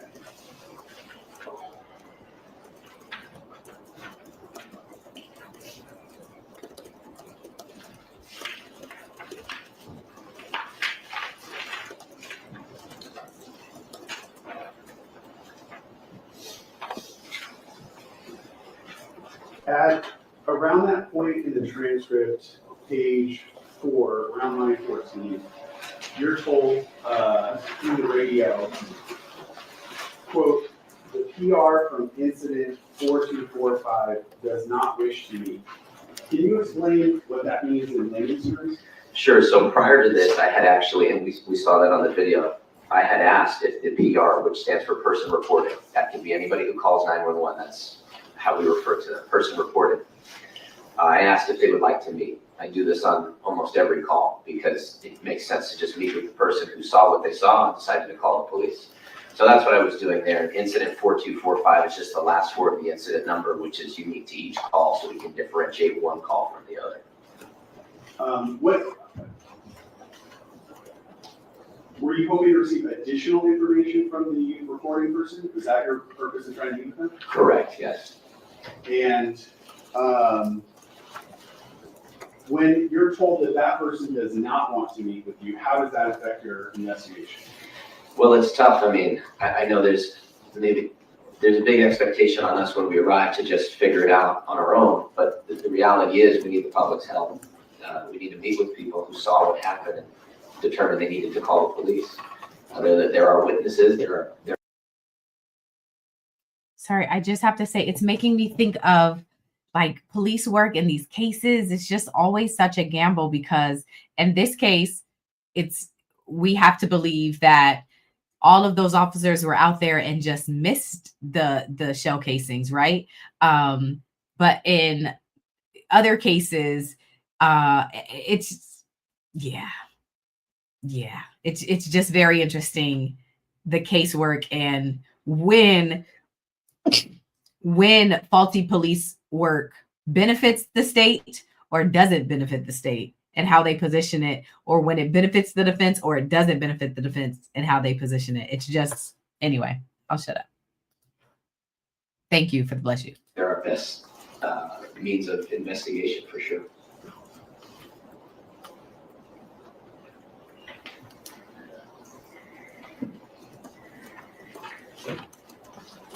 Okay.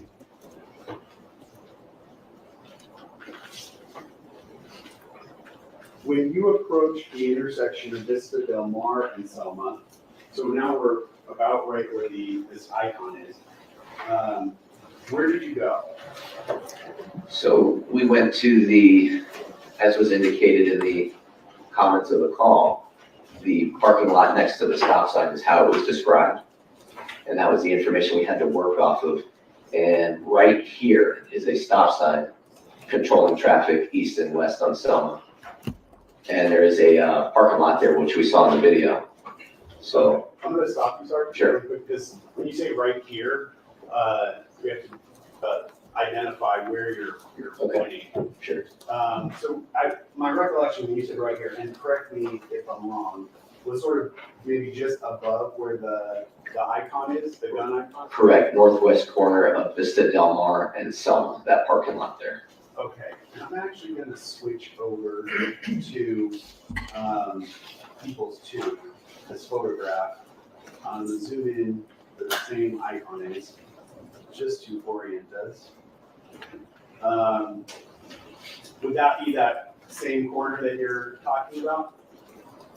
I know Vista Del Mar is not labeled, but is that Vista Del Mar? Correct. It would be this parking lot Okay. on the northwest corner.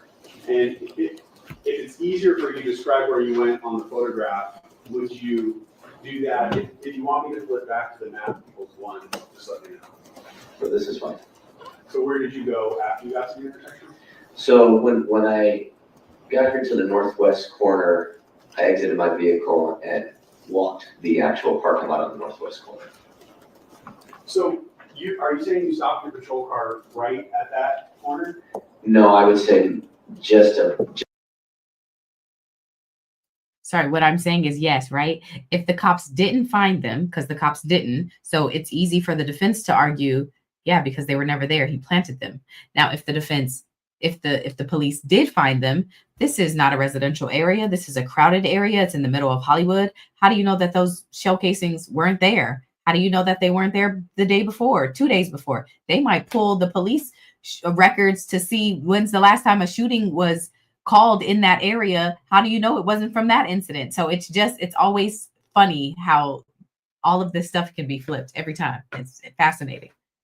just north of mid-block. Okay. Is there any point or reference you can point to on here where your car would have stopped? So on this map, I think a good approximate would be right above the N here on this Hollywood Levon on the map. Okay. And after so you drove your car, your patrol car up this street and parked it there, correct? Correct. Where did you go after you got out of your car? To the parking lot here in the northwest corner of Selma and Argyle.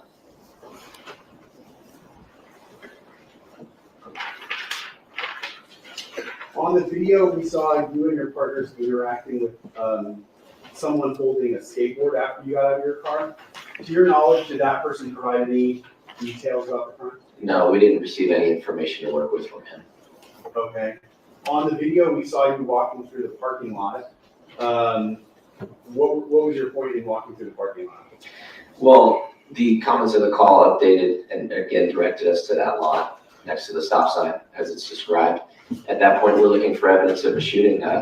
In that specific scenario, vehicles with windshields and windows that are destroyed, flat tires on vehicles, damage to vehicles, impacts from firearms. Did you see any of that? We did not, no. Okay. Did you find any victims in the parking lot? No. Would you describe the parking lot as nearly full of cars? Yes.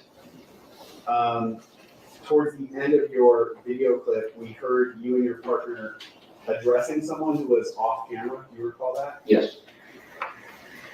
If you can describe that person at all, who was that? Can't recall what he looked like, but I believe he was a resident or somebody that was occupying that apartment there above the parking lot. And I can't recall, but from watching the video, he said he saw two guys, and then the rest you can't hear on video. But I do remember independently that he also didn't provide anything. He just didn't have anything to provide us that we could work with in terms of investigation. So you talked to the MTA employee, you talked to a skateboarder, you talked to a resident at a building there. Fair to say none of them provided you details about this crime? Correct. Okay. At that point, did you know where, if at all, this shooting had occurred? No.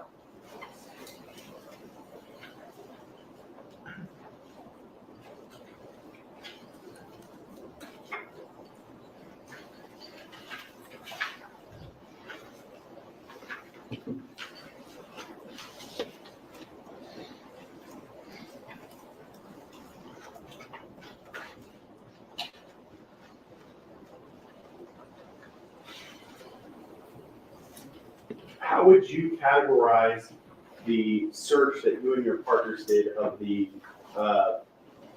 street of Vista Del Mar, just north of Selma? Categorize or Yeah, how characterize? would you characterize it? I would say typical of responding to a shooting call. We're looking for victims that are down. We're looking for witnesses who can direct us to suspects or victims who are down. We're looking for damage to vehicles or buildings, impacts, right, from gunfire, those sorts of things. Would you say that you and your partner searched every inch of that street? We didn't search every inch of that street, no. Okay. Can't say that. As you sit here, can you say to a certainty that there was not a fired cartridge case in that street on Vista Del Mar? I can't say that. I may have missed something. It's possible. Okay. The last exhibit I have for Your Honor, that's Marcus equals 5.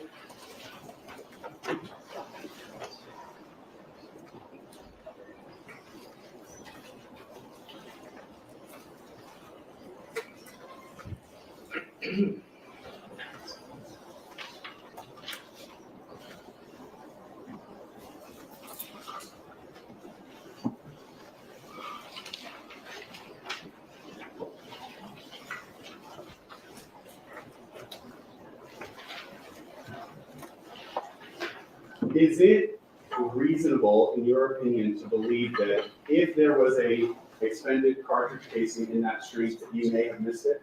Yes. What is the People's 5? People's 5 is another map, Your Honor, I'm sorry. Is it a map or is it an aerial photograph? It's a map. And it has objection to that last question. Do we have the grounds with the objection? Y'all heard him ask the question, right? Read the question back, please. Y'all heard him ask the question, right? Is it reasonable to think that there could have been a shell casings that you and your partners would have missed when searching? And his answer was yes. So there's how they're going to explain that. We just missed it. That's speculation. Is it reasonable, in your opinion, to believe that if there was an expended cartridge casing in that street, that you may have missed it?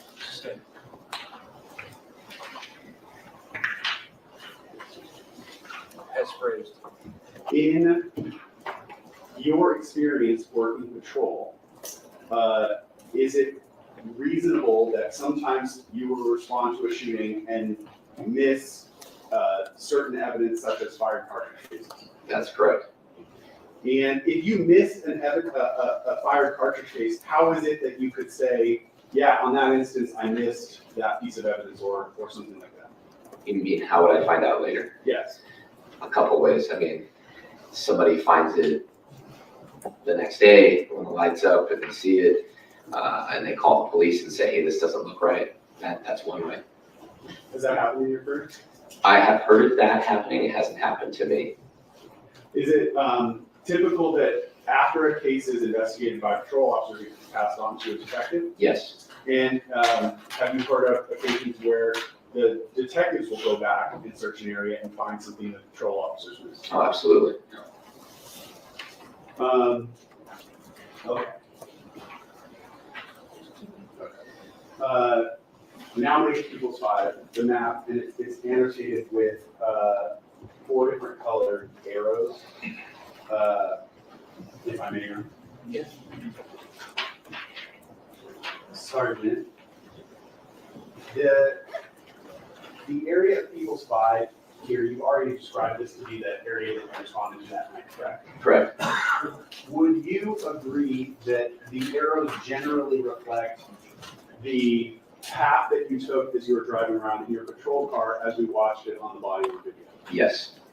So would you have started down here where the number 1 is, headed north on El Centro, made a left turn on Selma, then come south on Argyle, and made a right turn on Sunset?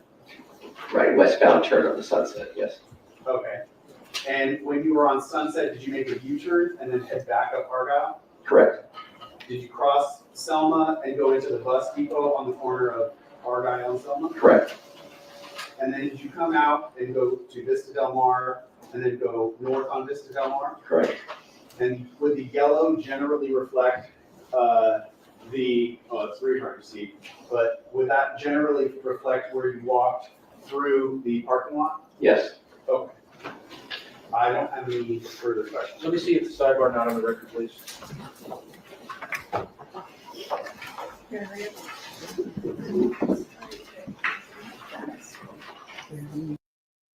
So they're going, that map is to show the areas that they searched where they went. You went down, you went back up, you went around, and you just missed it.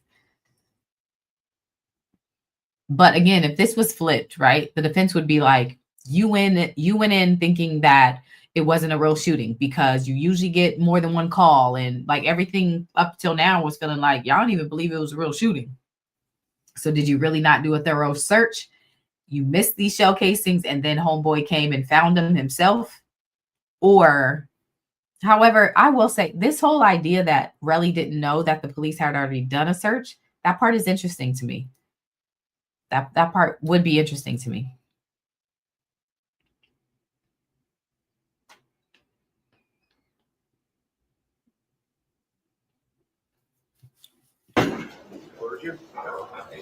Anything for the day? I'm gonna go up to a certain part, Your Honor. Say again? I'm gonna go up to a certain part, that's part of the break, I think it should take us right to that floor. Well, we have to break the law. Yeah, I'm saying, I might be a few minutes short of it, but we'll give the world here. Hey, Sergeant, how are you? Good, how are you doing? Just a couple things. This whole line of questioning about, the possibility that you may have missed something, remember that line of questioning the prosecutor asked you about? Yes, sir. You're not trained to miss something, you're trained to find things, correct? Correct. All right.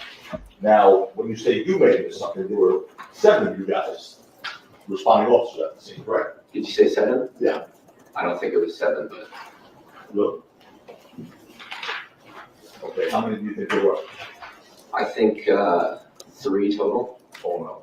Did you see the video? I did. I only saw 2 others, including myself. That's 3. How about Brian Kujavix? You know him? Kijevix? Yes. Was he there?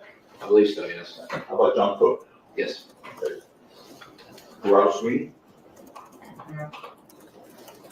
Don't recall. Okay. Steve Wilson? Also same. Rocky Martinez? Same. How about Adrian Rodriguez? Don't remember seeing him. And Jose Quintanilla? Quintanilla? No, sir. You don't remember seeing him either? No. So, anyway, there is camp footage of other officers, not just yours, right? Correct, yeah. Anyway, He just said there were only 3 officers out there, including him. And so he just read off the other 4 people that's missing, and he's saying he doesn't remember them. I don't know what that's about. That's weird. most for sure, you don't know if you missed something, right? I don't think anybody would know if they missed something, right? Right. Yeah. Right. What was the first time you discussed the possibility that maybe you missed something with the prosecutors? What was the first time you discussed that? I mean, today we reviewed stuff, right? I don't know. I wasn't there today. Correct. But it was the first time you discussed maybe I missed something. Yeah. When did this happen? Oh, this was in 2021. And then what's it now? This is 2025. Okay. So, for the first time since 2021, today is the first time you discussed with the prosecutors, oh, I may have missed something. Correct.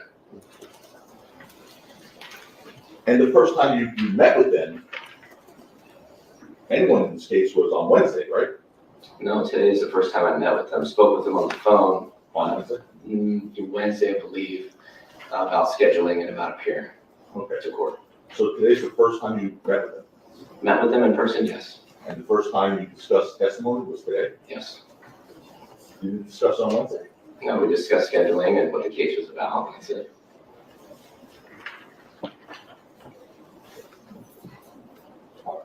You take your duties seriously. By the way, let me stop for a second. You were asked what you were looking for hypothetically when you arrived at the scene of a call for a shooting. You recall that? Yes. And you said victims, yes? Yes. Damage to property, correct? Correct. What about shell casings? Would you look at that too? Sure. Because you didn't mention that. That would be something, right? Absolutely, yes. Yes. Do you take your duties as a law enforcement officer seriously, Sergeant? I do. And because of that, you make your best effort to perform your duties to the best of your ability. Correct?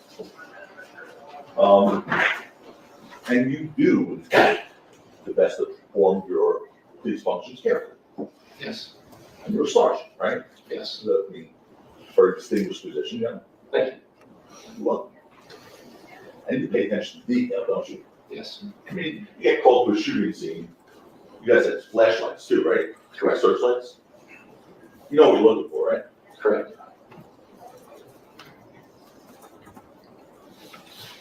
On November 6, 2021 at 10:27 p.m., you had received a report of shots fired, right? Correct. And you responded to the area of Selma and East Delmar. Correct. And you were wearing your body cameras, I think that was established, right? Yes, sir. And you reported that. Yes, Yeah. And also, fellow officers reported video as well. correct. And you in turn reported your fellow officers' activity. Right. You exited your car on 10:31. Can't independently recall, but if it shows that on the timestamp, that timestamp's accurate. There's no reason to believe it's not. Correct, not if it's accurate. Correct.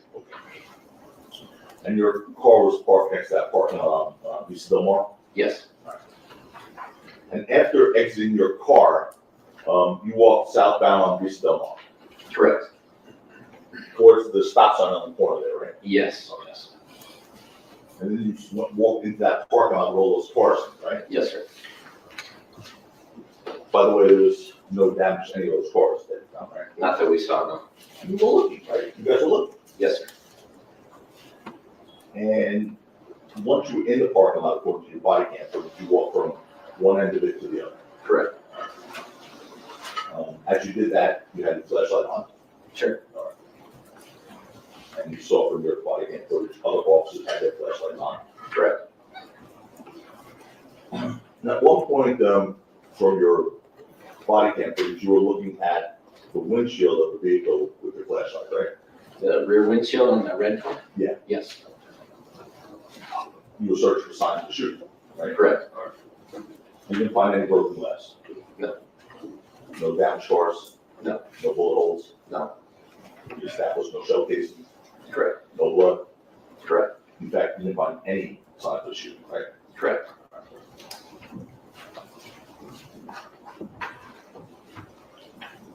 Now, you said, there have been times you responded to a reported shooting only to find that the person who made the call intentionally lied about it, right?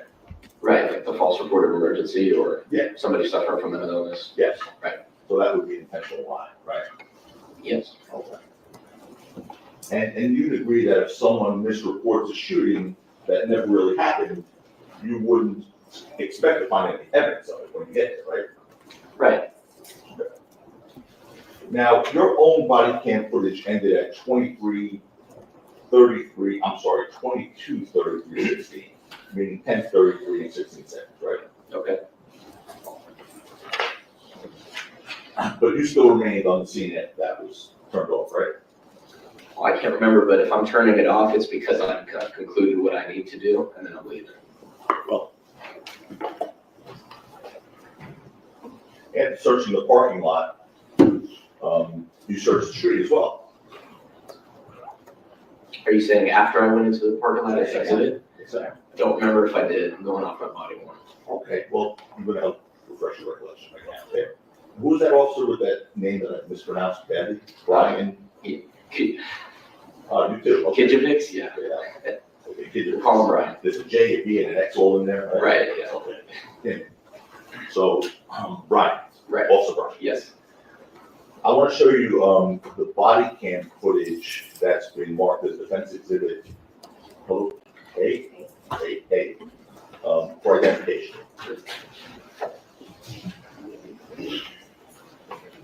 Is there audio? There. Yes, sir. Do you have a transcript? Shut the sound off. We don't need it. This is not the sound. We Right, don't need go. the audio part portion of it, it's just for visual. Defense A. Thank you.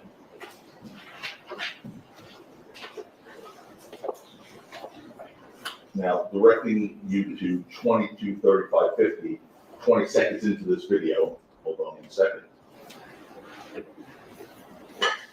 Is that it? Okay. You good there? Yeah. So that's 22:35:50, right? Yes. Okay. And that's whatever it is. 10:35 PM. Thank you. 20 seconds into the video. Do you recognize yourself on? I do. Okay. So you did go to the street after the parking lot, right? Yes. And at that point, your body camera is off?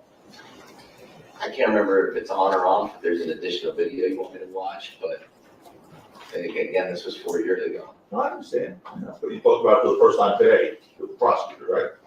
Correct. All right. Did you see any of your body cam footage today when you talked about it for the first time, displaying what you're looking at? My own video? Yeah. Yes. Showing that part? No, not this. Right. I know you saw your video from before that we all saw, right? Right. But you don't see any of your body cam footage showing this, right? No. Okay. But that is you, right? It is, yes.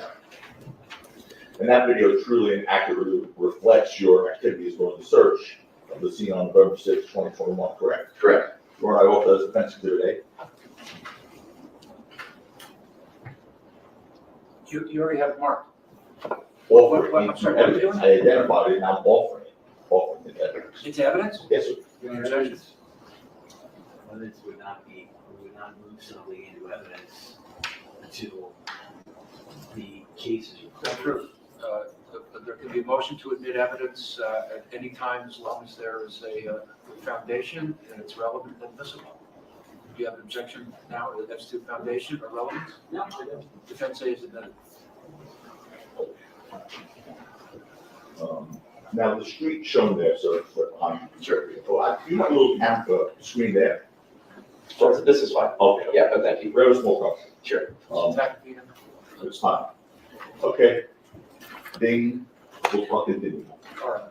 We're gonna have to recess now, sir. Sure. So you're gonna come back on Tuesday, Okay. 10:30 in the morning. 10:30, all right. Yes, sir. Yes, sir.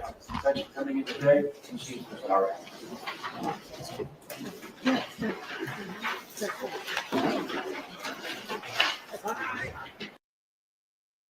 Oh, was that behind? Hold on, let's see. Because I stopped a couple times. Oh, they ended. Okay. You know what I was gonna say, just because of that little bit with the judge. The judge also, when I was there, he was like, he said,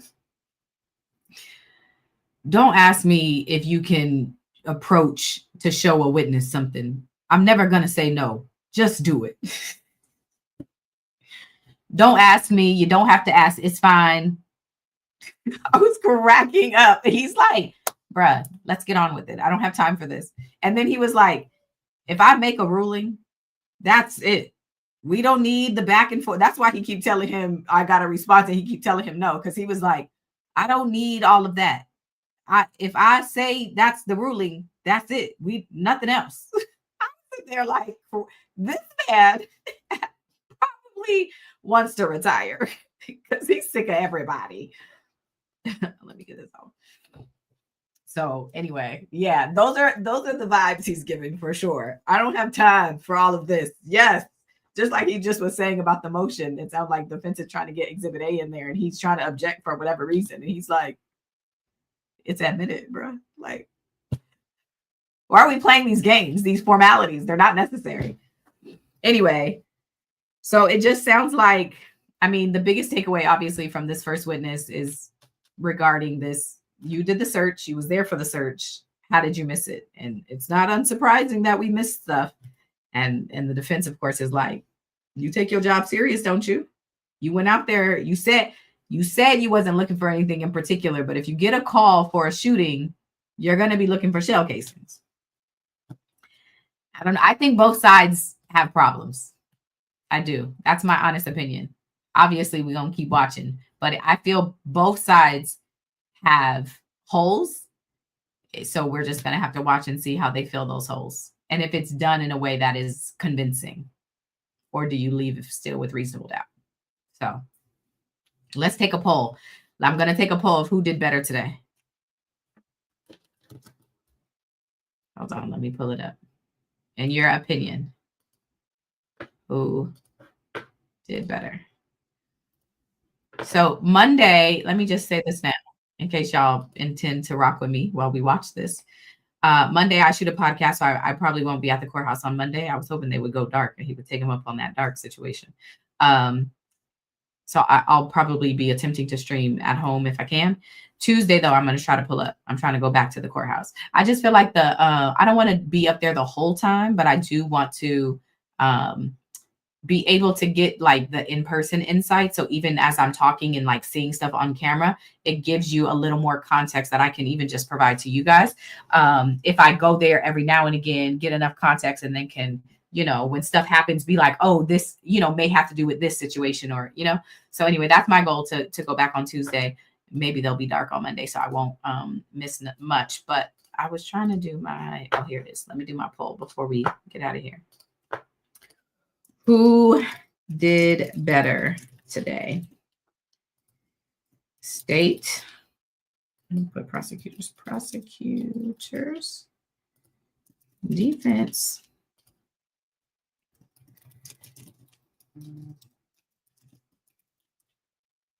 Okay. Let's see what you guys say. Thanks for joining, Nancy. That's true. And Madeline, I rock with you. I like your little comments. The defense only needs reasonable doubt, and they have a small bit off. And they have a small bit off that even now with this officer. That's true. They don't have to say what did happen. They just have to give you some reasonable doubt in what the prosecutors is saying happened. So, for sure. Mel, take us on a field trip to the location. I don't even go to Hollywood unless I'm going to a restaurant. The last time I went to Hollywood, 2 people were fighting and one of them didn't have pants on. And I am not exaggerating. I swear to you, the last time I was driving in Hollywood, that's why I don't even be driving down there. They were fighting on the side of the street and I saw the man's whole ass. So no, thank you.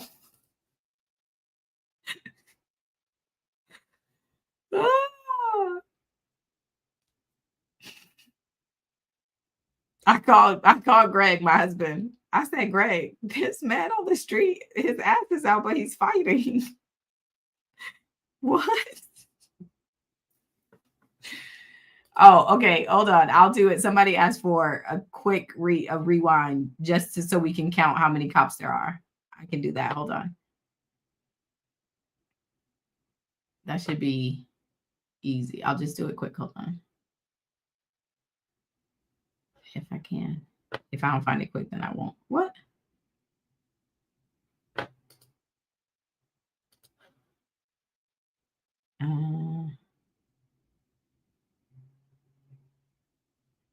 Okay, I'm not finding it quick.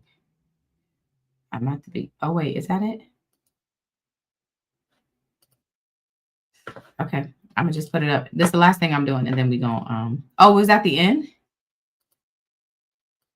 If Valerie said I should have went live. Okay, so I see 1, 2, 3, 4. That looks like 5. Let me rewind a little bit and see. Oh. Who is who? He received at 10:18, which triggered their response. And you'll see and hear that at 10:27, LAPD officers responded to the 911 call. And as is their... Is this too early? I need to go to the end. Duty, they responded quickly to this call to try to of shots fired in the middle. Oh. Is your audio? Here. Yes. Do you have a transcript? We don't need it. It's not the sound. We don't need it. What defense say? Thank you.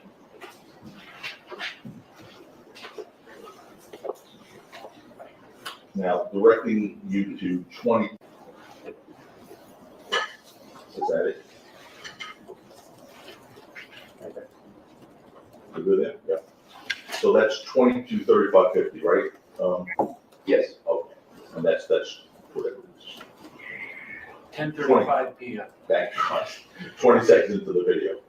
Do you recognize yourself on? I do. Okay. So you did go to the street after the parking lot, right? Yes. And at that point, your body camera is off. I can't remember if it's on or off, if there's an additional video you want me to watch, but I think, again, this was 4 years ago. No, I understand. That's what you talked about for the first time today with the prosecutor, right? Correct. All right. Did you see any of your body cam footage today when you talked about it for the first time, displaying what you're looking at? My own video? Yeah. Yes. Showing that part? No, not this. Right. I know you saw your video from before that we all saw, right? Right. But you don't see any of your body cam footage showing this, right? No. Okay. But that is you, right? It is, yes. And that video truly and accurately reflects your activities during the search of the scene on November 6, 2021, correct? Correct. Your Honor, I also has defense is doing this. So if it's 1, 2, there's 1, 2, 3, and then the person wearing it is obviously 4.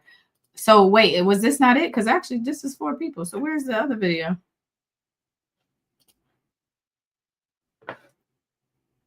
I don't know if this is the right one. I'm gonna have to, when I make my recap, I'm gonna have to find the video so I can put it in there to show the actual amount of people.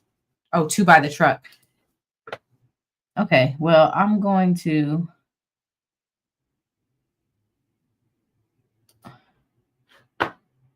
We're gonna have to wrap this. Yes, sir. Thanks for coming in today. Okay, forget it. I'll find it for my recap, my video recap. Because that would be the other. Okay. All right, y'all. This was great. This was fun. Oh, as soon as the video starts.